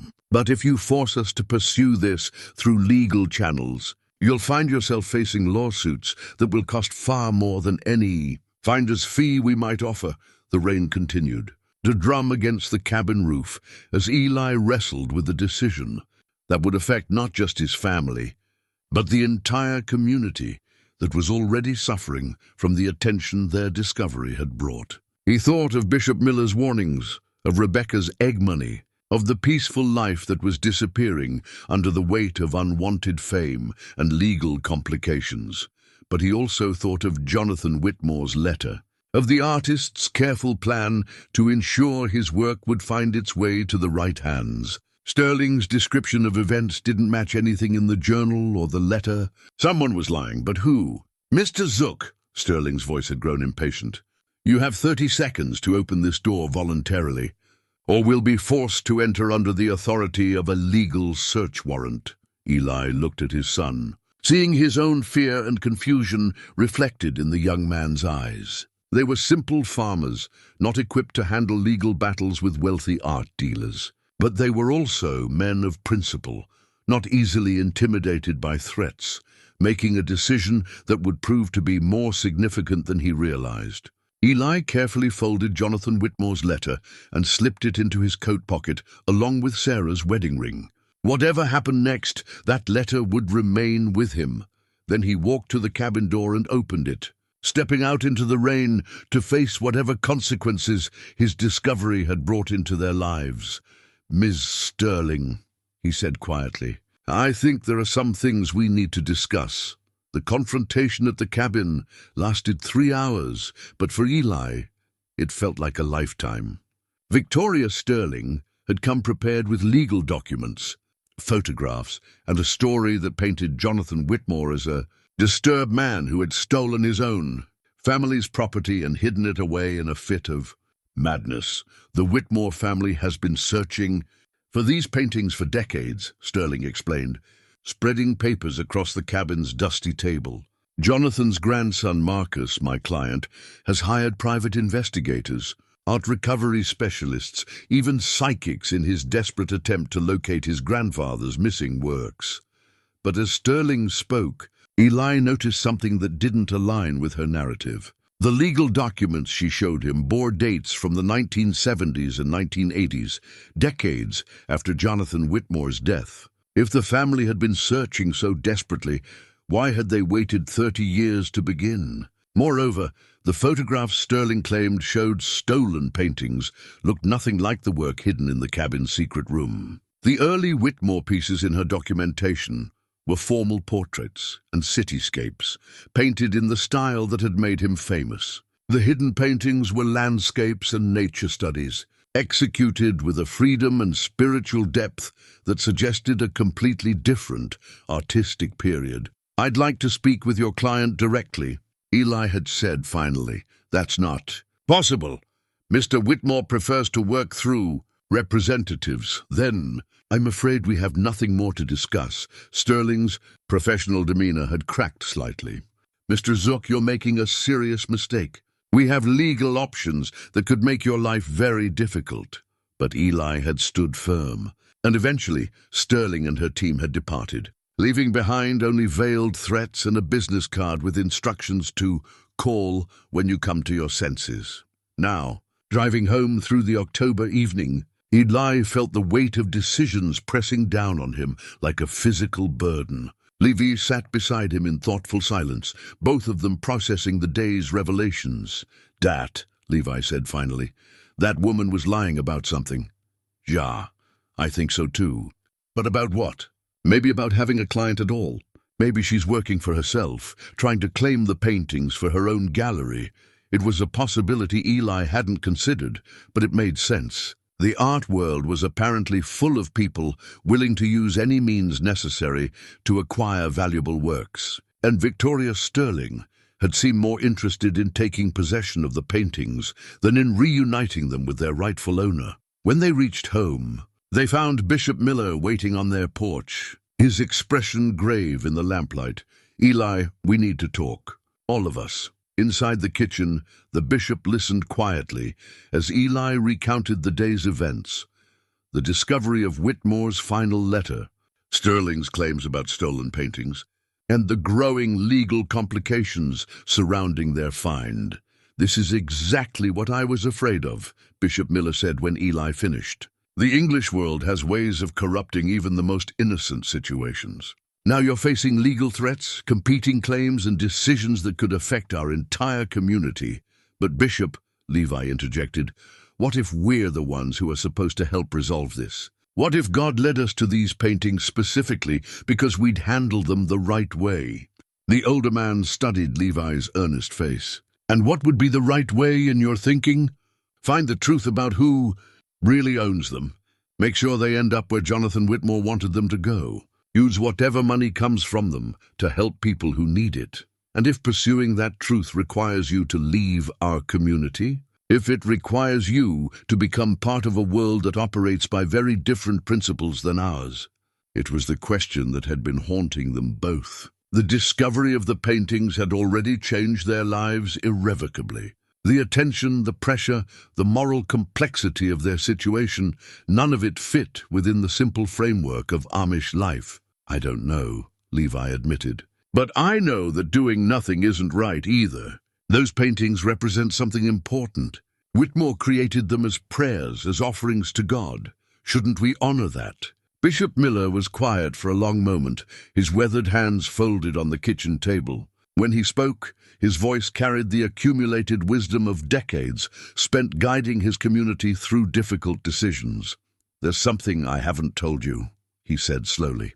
"Something that might help you understand the choice you're facing." He pulled out a letter, its envelope yellowed with age. "This came to our community's post office 40 years ago, addressed simply to the Amish families of Lancaster County. The postmaster brought it to me.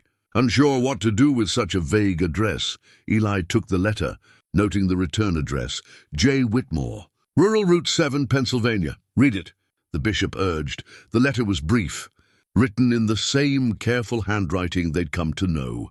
"Dear friends, though we have never met, I have observed your community from a distance and found myself deeply moved by the peace and purpose that characterizes your way of life. You have achieved something that the outside world desperately needs but rarely finds: contentment, with God's provision and joy in simple blessings. I'm writing to you now because I may soon pass from this world, and I want to ensure that the work of my final years finds its way to people who will understand its true purpose. I've spent these years painting not for fame or profit, but as acts of worship, attempts to capture the beauty of God's creation and reflect it back to Him. If my paintings are ever discovered, I hope they will find their way into the hands of people who understand that art's highest calling is to inspire faith, humility, and gratitude for the gifts we have been given. I believe your community embodies these values better than any people I have known, whether my work ever reaches you or not. Please know that your example has been a light in my darkness, a reminder that it is possible to live according to God's will rather than the world's expectations." With profound respect and gratitude, Jonathan Whitmore Eli stared at the letter, his heart hammering. He wrote to us, "To our community specifically, 40 years ago," Bishop Miller confirmed. "I've kept this letter all these years, unsure what it meant or whether it would ever become important. Now I think I understand. He wanted us to find the paintings," Levi said, his voice filled with wonder. He prayed for our community to be the ones who would discover his work. The bishop nodded slowly. It would seem so. Which means this discovery isn't just a coincidence or a fortunate accident. It's an answer to a dying man's prayer, delivered to you in God's timing. The implications of this revelation settled over them like morning light, gradually illuminating a landscape. Jonathan Whitmore hadn't just hidden his paintings and hoped for the best. He'd specifically prayed for the Amish community to become their guardians. But that also means, Bishop Miller continued, that how you handle this situation reflects not just on your family, but on our entire community's worthiness to receive such a trust. They talked long into the evening, weighing options and consequences, praying for wisdom and clarity. By the time Bishop Miller departed, they had reached several important decisions. First, they would contact Marcus Blackwell in Boston, the man Whitmore had mentioned in his final letter. If he truly was the supportive patron's son, he might be able to help them navigate the legal complexities surrounding the paintings. Second, they would document everything, photograph the paintings, copy all of Whitmore's writings, create a record that would preserve the artist's intentions regardless of what legal battles might follow. Third, and most importantly, they would not allow Sterling or anyone else to intimidate them into abandoning their responsibility. Jonathan Whitmore had entrusted his life's work to their community's care, and they would honor that trust. But even as they made these plans, Eli knew they were entering dangerous waters. The next morning brought proof of how dangerous when he discovered that someone had been on their property during the night. Footprints in the soft earth around their barn, cigarette butts by the fence line, and tire tracks that didn't match any vehicle their family or neighbors owned. "They're watching us," Levi said grimly, examining the evidence of trespassers. "Yeah, the question is who they are. And what they're planning." The answer came sooner than expected. At noon, a courier delivered a legal document that made Eli's blood run cold. Victoria Sterling had filed an injunction claiming ownership of all artwork found on the cabin property and demanding that the paintings be turned over to her custody pending resolution of ownership disputes. According to the papers, they had 72 hours to comply, or face arrest for possession of stolen property. "Dad," Levi said, reading over his father's shoulder, "they can't do this, can they? We bought the cabin legally. Whatever was inside comes with the property," but Eli wasn't so sure. The legal system was foreign territory for him, full of complexities and procedures he didn't understand. And Sterling clearly had resources and expertise that far exceeded his own. That afternoon, using his neighbor's phone, Eli placed a call to Boston, to the number Jonathan Whitmore had provided in his letter. "Blackwell Fine Arts," a cultured voice answered. "This is Marcus Blackwell. Mr. Blackwell, my name is Eli Zook. I believe you knew Jonathan Whitmore many years ago." There was a long pause before Blackwell responded, and when he did, his voice carried a note of excitement that reminded Eli of David Reynolds's reaction. "Mr. Zook, are you calling about Jonathan's missing paintings?" "I think so, yes. But the situation is complicated. They always are when Jonathan is involved. Mr. Zook, I think we need to meet. How soon can you get to Boston?" As Eli hung up the phone, he realized they had reached a point of no return.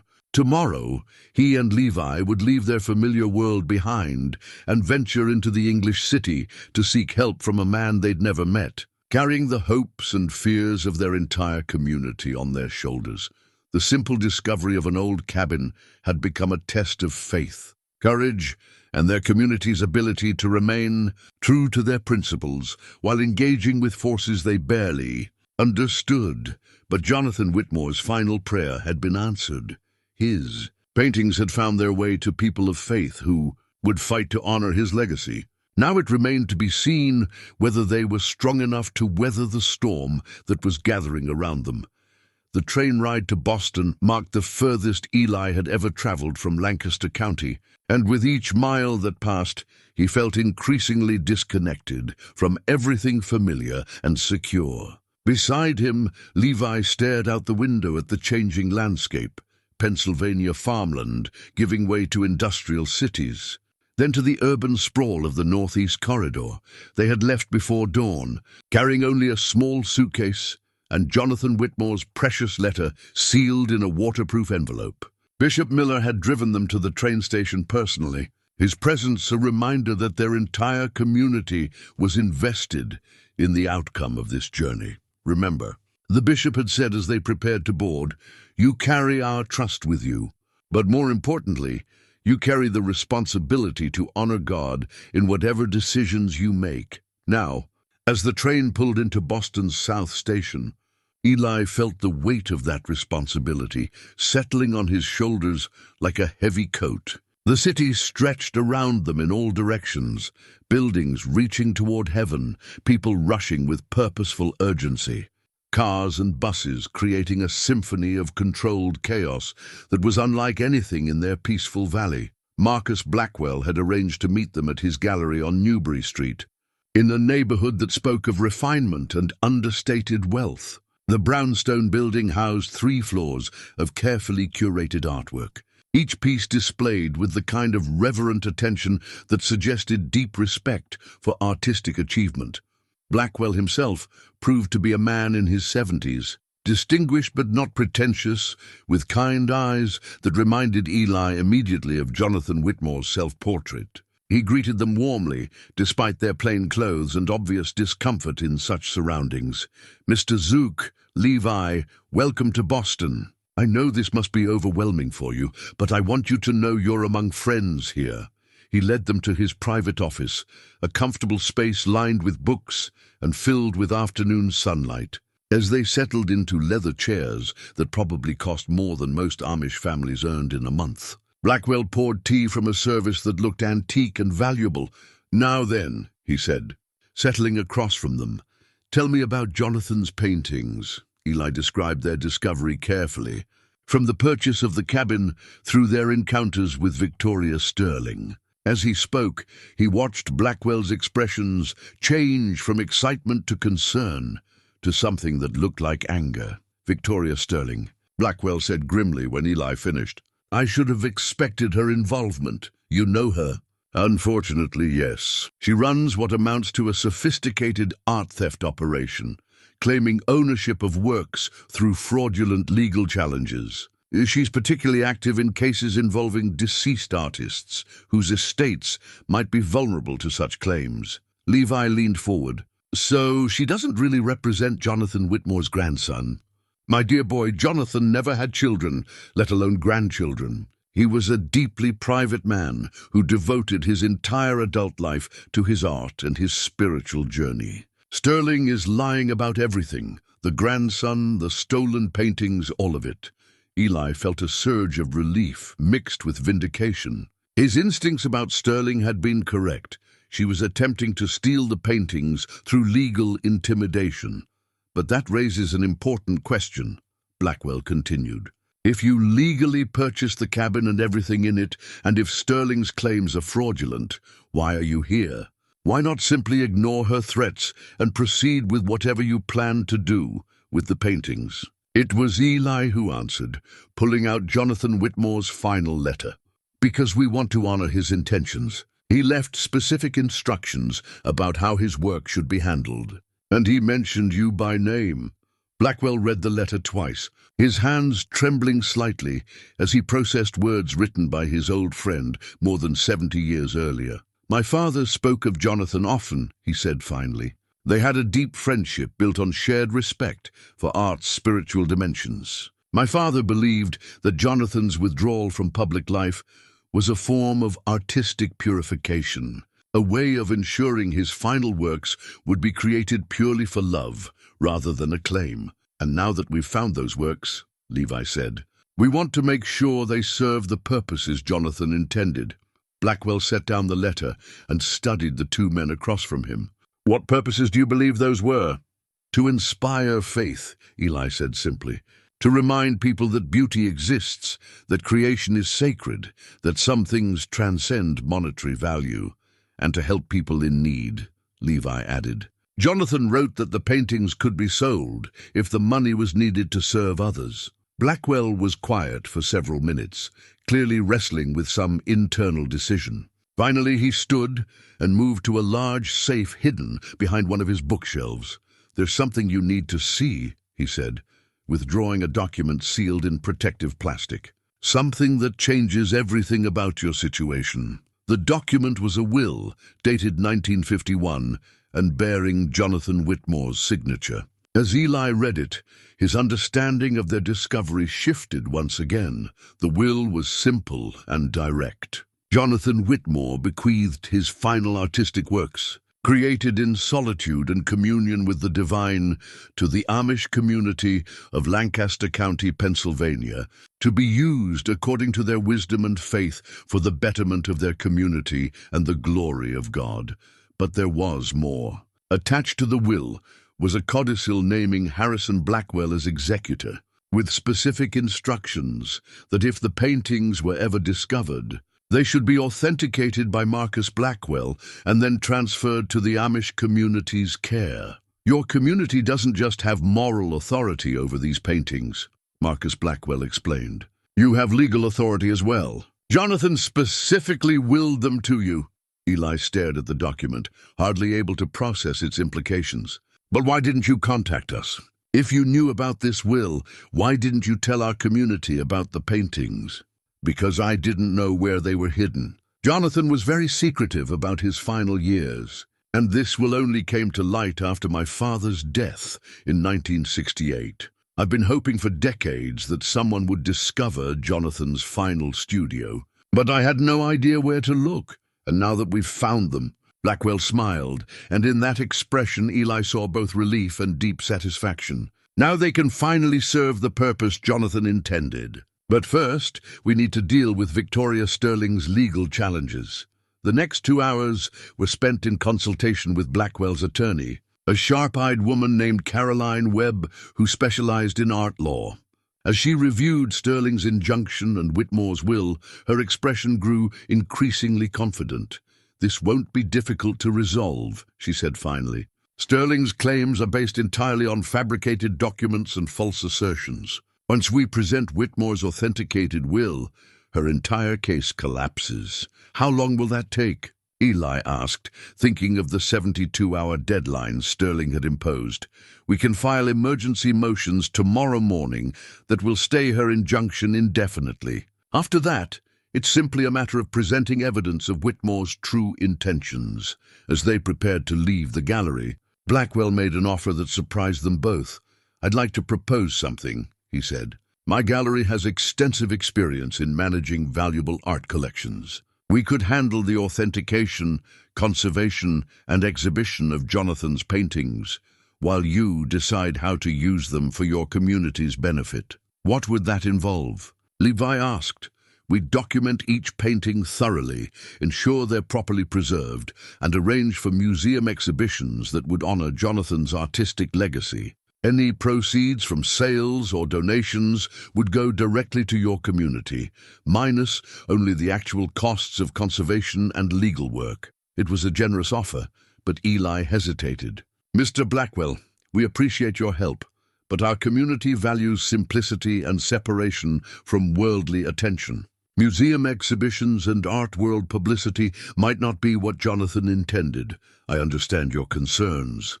But consider this. Jonathan spent years creating these works as acts of worship and expressions of faith. Hiding them away serves no one.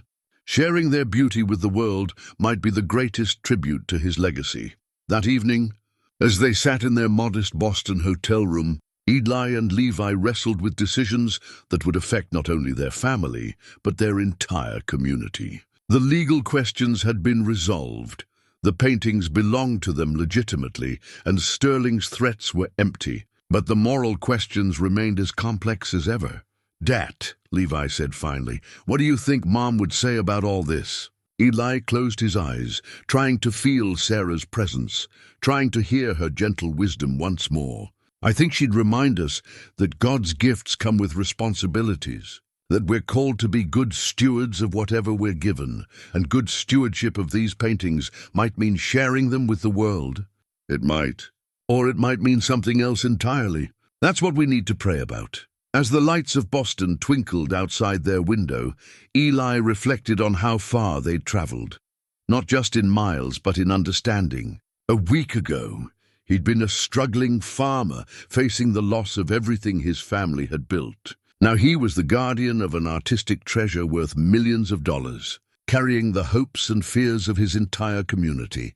But perhaps most importantly, he was beginning to understand that their discovery wasn't really about money or art, or even their financial problems. It was about faith, faith in God's providence, faith in their community's values, and faith that doing the right thing would ultimately lead to the right outcomes. Tomorrow, they would return to Lancaster County with legal documents that secured their ownership of Jonathan Whitmore's final works. But they would also return with a deeper appreciation for the complexity of God's gifts and the weight of responsibility that came with receiving them. The simple farmer who had spent his last $90 on a rotting cabin was gone forever. In his place stood a man who had been chosen to serve as guardian of a spiritual and artistic legacy that would outlive them all. The confrontation with Victoria Sterling came sooner than expected. As Eli and Levi's train pulled into Lancaster Station the following evening, they found her waiting on the platform with two men in expensive suits and a woman carrying legal documents. "Mr. Zook," Sterling called, approaching them with predatory confidence. "I trust you've had time to reconsider your position regarding my client's property." "Ms. Sterling," Eli replied calmly, pulling out the papers Caroline Webb had prepared, "I think you'll find that your client has no legal standing whatsoever." Sterling's expression shifted as she read the authentication of Jonathan Whitmore's will and the accompanying legal briefs. Her face grew progressively paler as she realized the implications of what she was seeing. "This is impossible," she said finally. "These documents, they can't be authentic." "They're not only authentic," Levi said, stepping forward with a confidence that surprised his father. "They prove that you've been lying about everything. Jonathan Whitmore never had a grandson. He never had children at all.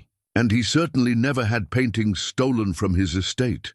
One of Sterling's associates whispered something in her ear, and her entire demeanor changed. The predatory confidence evaporated, replaced by something that looked like desperation. "You don't understand," she said, her voice taking on a pleading tone. "I've invested everything in this recovery operation.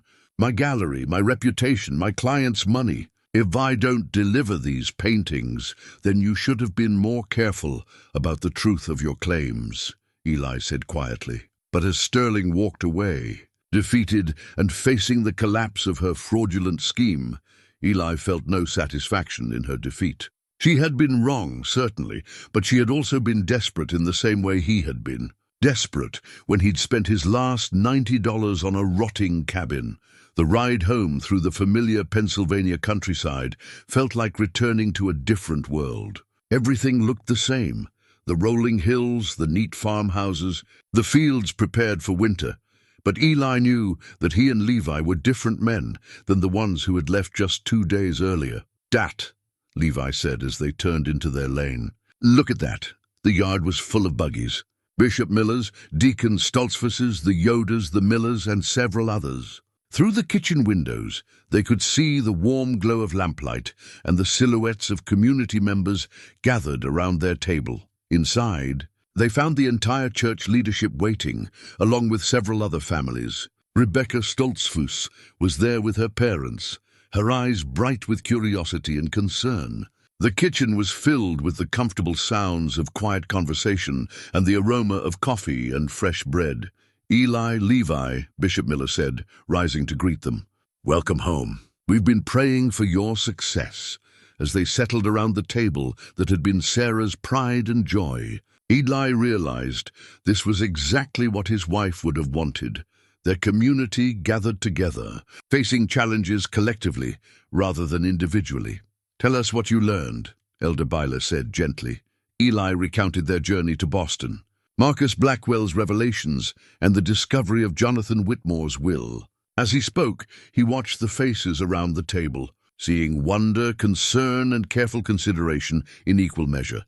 "So the paintings legally belong to our community. Deacon Stoltzfus said when Eli finished. Jonathan Whitmore specifically willed them to the Amish community of Lancaster County. And they're worth, how much did you say?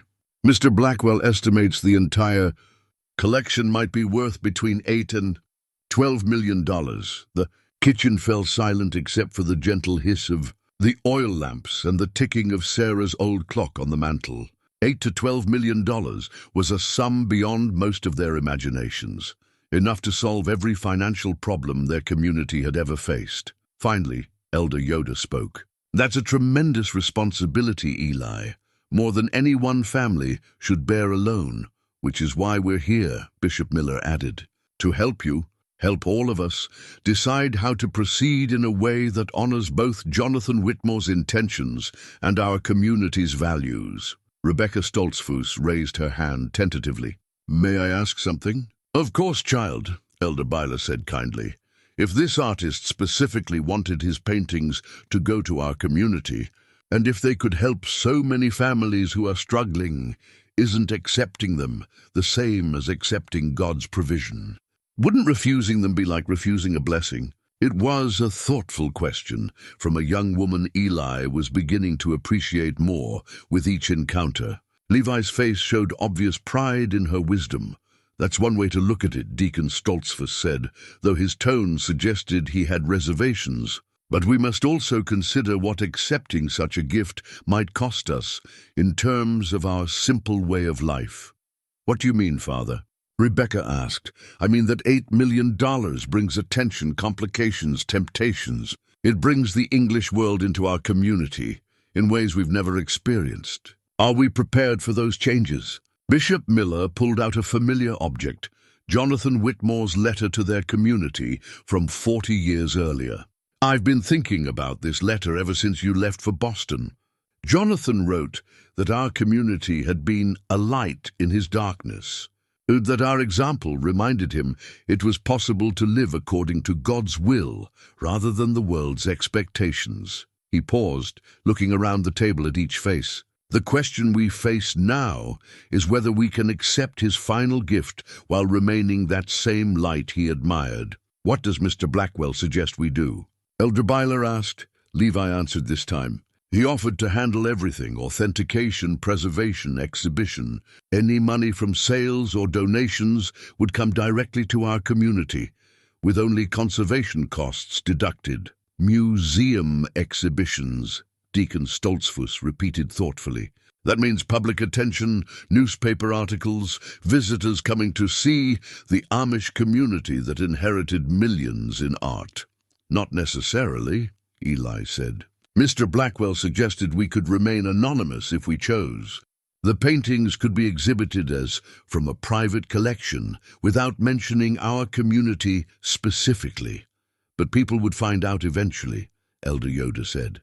Secrets like this don't remain secret. The discussion continued for nearly 2 hours, touching on practical concerns, spiritual implications, and the needs of various families within their community. The Millers were facing foreclosure. The Yodas needed help with medical expenses for their youngest daughter. The community school needed repairs, and several young couples were struggling to establish their own farms. Finally, Bishop Miller called for silence. I think we need to step back from the details and focus on the fundamental question, what would God have us do? The kitchen grew quiet again as each person wrestled with that most essential question. Eli found himself thinking of Sarah, of the recipe box with its notes about abundance coming from sharing rather than accumulating. He thought of Jonathan Whitmore's spiritual journey from worldly success to simple contentment. He thought of his son's growing wisdom and maturity, of Rebecca's generous heart, of the community bonds that had sustained their families for generations. I have a proposal, Eli said finally. What if we accepted Jonathan's gift, but used it in a way that strengthens our community rather than changing it? How do you mean? Bishop Miller asked. What if we kept 1 or 2 of the most beautiful paintings for our own community, perhaps displayed in our school or meeting house as reminders of God's beauty in creation? And what if we donated the rest to museums, with the understanding that any proceeds would go to a fund for helping Amish families in need? A community foundation, Levi added, understanding his father's vision. Money that would be used to help families facing medical expenses, natural disasters, or other hardships. Rebecca leaned forward excitedly. And we could help young couples starting their farms, or support our elderly who need care. Deacon Stoltzfus nodded slowly. It would be like a permanent way of practicing mutual aid, our traditional value of helping each other in times of need. And, Elder Byler added, it would honor Jonathan Whitmore's wish that his art serve God's purposes rather than worldly ones. Bishop Miller was quiet for a long moment, clearly weighing all the implications. It's a worthy goal, he said finally, but it would still require ongoing engagement with the outside world.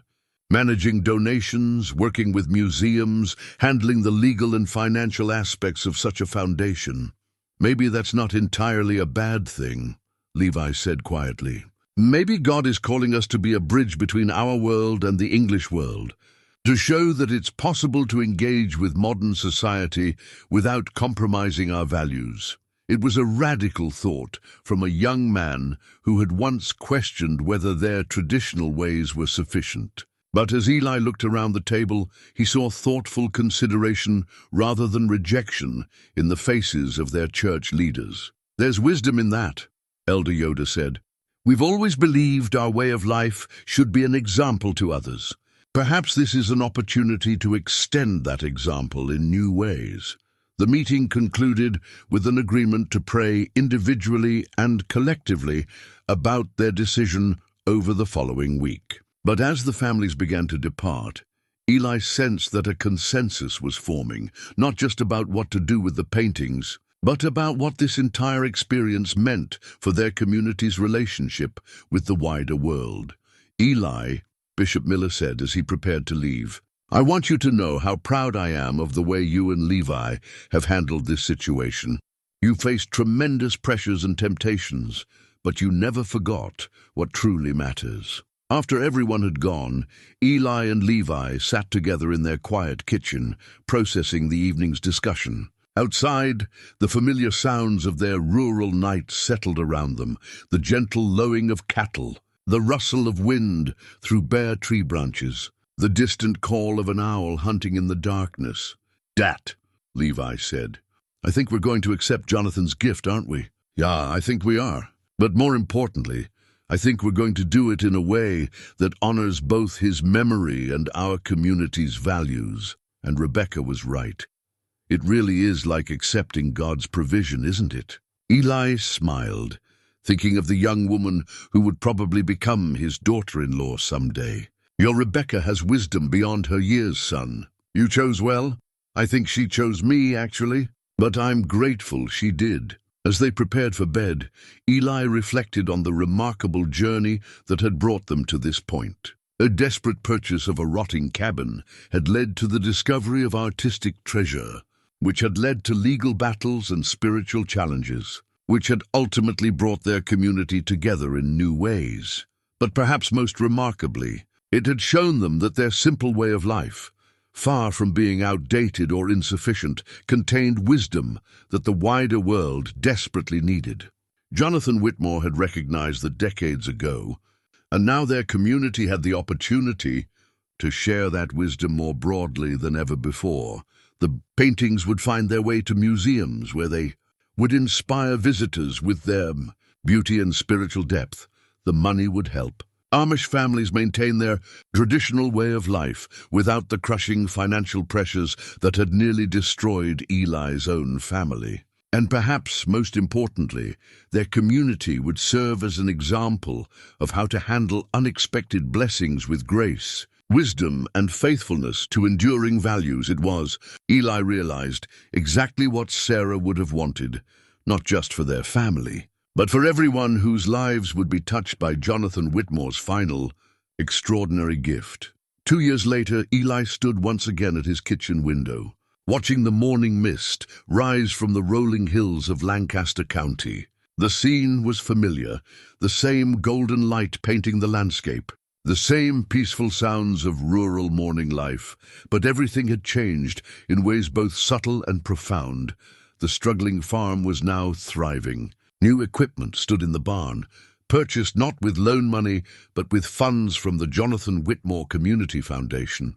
The Holsteins grazed in expanded pastures, their numbers restored to what they'd been in the farm's best years. The vegetable garden, tended now by Levi and Rebecca, who had married the previous spring, produced enough surplus to contribute meaningfully to their community's food security. But the changes went beyond material prosperity.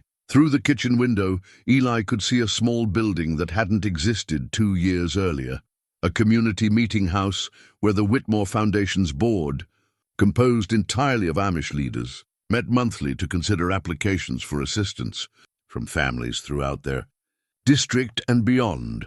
The foundation had helped the Millers save their farm and the Yoders pay for their daughter's medical treatment. It had provided start-up funds for young couples establishing their own homesteads and emergency assistance for families facing unexpected hardships. Most importantly, it had done all of this while respecting the traditional values that had always guided their community's approach to mutual aid. The paintings themselves had found their intended homes.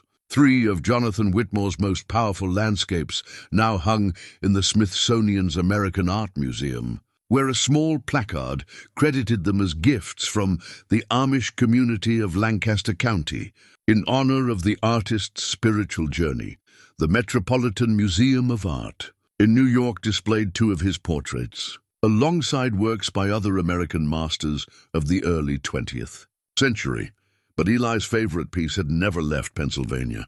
Jonathan Whitmore's self-portrait, painted during his final years in the hidden cabin, now hung in their community's one-room school. Children who would never know the artist's name saw it every day, a gentle reminder that faith and creativity could flourish together, that making beautiful things could be a form of prayer.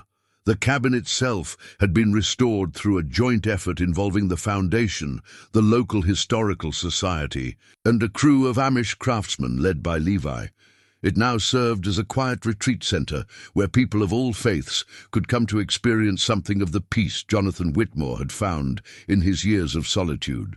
Visitors came from around the world, drawn by the story of the artist who had found God in the wilderness and the community that had honored his legacy. A soft knock at the kitchen door interrupted Eli's morning reflections. Rebecca entered, carrying his newest grandson, 3-month-old Samuel, named for Sarah's father. At 19, Rebecca had adapted to marriage and motherhood with the same grace that had first attracted Levi's attention. She had also proven invaluable to the foundation's work, her sharp mind and generous heart making her a natural advocate for families in need. "Good morning, dat Eli," she said, using the Pennsylvania Dutch term for father-in-law that had become natural to her. "Levi's already out checking the fences. He wanted me to tell you that Marcus Blackwell will be arriving around 10 this morning." Eli smiled at the mention of their Boston friend. Marcus had become an unofficial grandfather to their extended family, visiting several times a year and taking obvious joy in watching their community's thoughtful stewardship of his friend's artistic legacy. At 75, he remained sharp and energetic, often saying that his involvement with the Whitmore paintings had given his own life new purpose and meaning. "And," Rebecca continued, settling into a kitchen chair with baby Samuel, "there's a letter from the museum in Philadelphia. They want to feature Jonathan's work in a major exhibition about American spiritual art." It was typical of the ongoing interest in Jonathan Whitmore's story. Art historians had been fascinated by the narrative of the successful artist who had abandoned fame to find peace, and the Amish community that had honored his final wishes. Books had been written, documentaries filmed, and countless articles published about the intersection of art, faith, and community values that their discovery represented. But perhaps more meaningful to Eli were the personal letters that arrived regularly, from museum visitors who had been moved by the painting's spiritual depth. from families who had been helped by the foundation, from young people struggling with questions about material success versus spiritual fulfillment. One letter, which Eli had framed and hung beside Sarah's recipe box, came from a young artist in California. Thank you for showing the world that it's possible to create beautiful things without selling your soul to commerce and fame. Jonathan Whitmore's example and your community's faithfulness to his vision have inspired me to pursue art as a calling rather than just a career. As Marcus Blackwell's car pulled into the yard promptly at 10, Eli reflected on the remarkable journey that had brought them all together. The elderly art dealer climbed out with the careful movements of age, but his eyes still sparkled with the enthusiasm that had made him such a valuable partner in their efforts. "Eli, my friend," Marcus called, embracing him warmly. "You look well. Farm life continues to agree with you, better than it has in years. Thanks to Jonathan's gift and your guidance, they settled on the porch with coffee and Rebecca's fresh cinnamon rolls, a tradition that had developed during Marcus's visits. Samuel gurgled contentedly in his grandmother's lap, while Levi joined them from his morning farm work, his face glowing with the satisfaction of meaningful labor. "I have news," Marcus announced, pulling out a leather portfolio. "The Whitmore exhibition in Philadelphia has been approved for a national tour.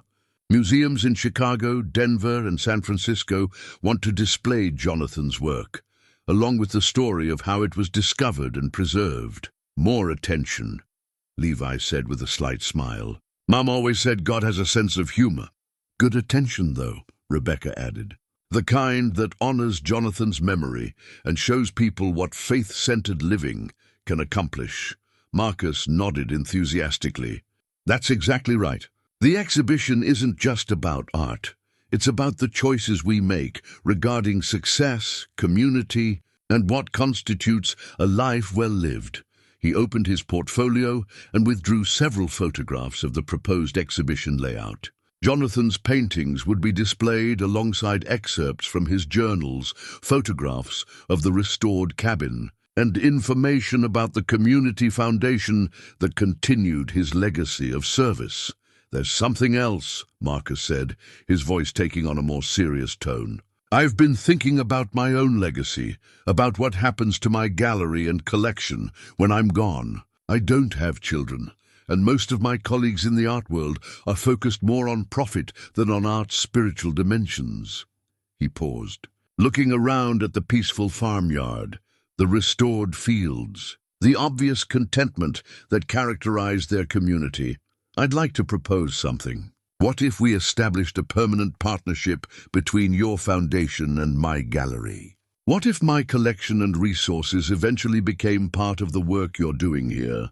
It was a generous offer, but Eli could see the wisdom behind it. Marcus had found in their community the same peace and purpose that had drawn Jonathan Whitmore to hide his final works in the Pennsylvania woods. Like the artist before him, he was choosing spiritual fulfillment over worldly achievement.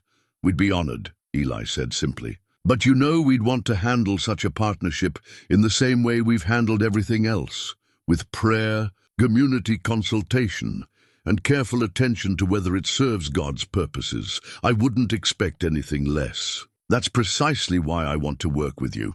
As the afternoon wore on, they discussed practical details and long-term plans, but mostly they simply enjoyed each other's company.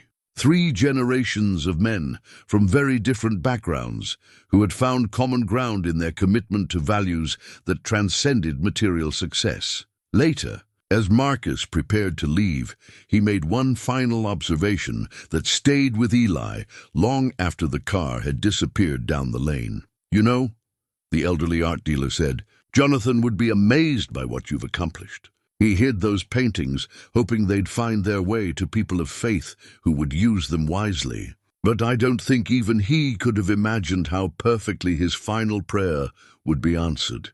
That evening, as Eli and his expanded family gathered for their traditional Sunday dinner, he found himself thinking about circles, how Jonathan Whitmore's journey from fame to faith had come full circle through their discovery, how their community's commitment to mutual aid had found new expression through the foundation, how his own desperate purchase of a rotting cabin had led to blessings he never could have imagined. The table was crowded now, with Levi and Rebecca, baby Samuel and Bishop Miller, who had become a regular guest since his wife passed the previous winter. The conversation ranged from mundane farm matters to philosophical discussions about faith and community, but it was anchored by the same values that had guided their families for generations. "Dat," Levi said as they prepared to close with evening prayers. "Do you ever regret spending those last $90 on the cabin?" Eli looked around the table at faces he loved, a thought about the struggling families they'd been able to help, considered the way their discovery had strengthened rather than divided their community. "Never," he said. "Sometimes the best investments are the ones that make no sense at the time." As they joined hands for prayer, Eli's thoughts turned to Sarah, whose recipe box wisdom had proven prophetic, and to Jonathan Whitmore, whose spiritual journey had become intertwined with their own. Both had understood that true wealth comes not from what we accumulate, but from what we give away in service to others. Outside, the familiar sounds of their rural evening settled over the valley, cattle lowing in the distance, wind rustling through bare winter trees, the comfortable creaking of their old farmhouse adjusting to the night's cooling temperatures. It was the same peaceful symphony that had been playing over these hills for generations, and Eli took comfort in knowing it would continue long after his own story had ended. But tonight, that ancient music seemed to carry an extra note of contentment, as if the land itself was at peace with the choices they'd made and the legacy they were building for future generations. Jonathan Whitmore's paintings had found their homes. His community foundation was helping families throughout their region, and his example of choosing faith over fame continued to inspire people around the world. It was, Eli reflected as he prepared for bed, exactly the kind of ending Sarah would have written for their story. Not a fairy tale conclusion where everyone lived happily ever after, but a realistic resolution where good choices led to meaningful consequences, where faith proved stronger than fear, and where a community's commitment to its values created ripples of positive change that extended far beyond their quiet valley. The struggling farmer who had once faced losing everything had become the steward of a legacy that would help preserve the way of life he cherished for generations to come. And perhaps most remarkably, he had done it all without compromising the simple faith that had sustained him through his darkest hours. As sleep took him, Eli's last conscious thought was a prayer of gratitude for Jonathan Whitmore's unexpected gift, for his community's wisdom in handling it well, and for the mysterious ways in which God's providence continues to work through ordinary people facing extraordinary choices. The morning would bring new challenges and new opportunities, but tonight there was only peace, contentment, and the quiet satisfaction that comes from knowing you've honored both the living and the dead with choices worthy of their trust.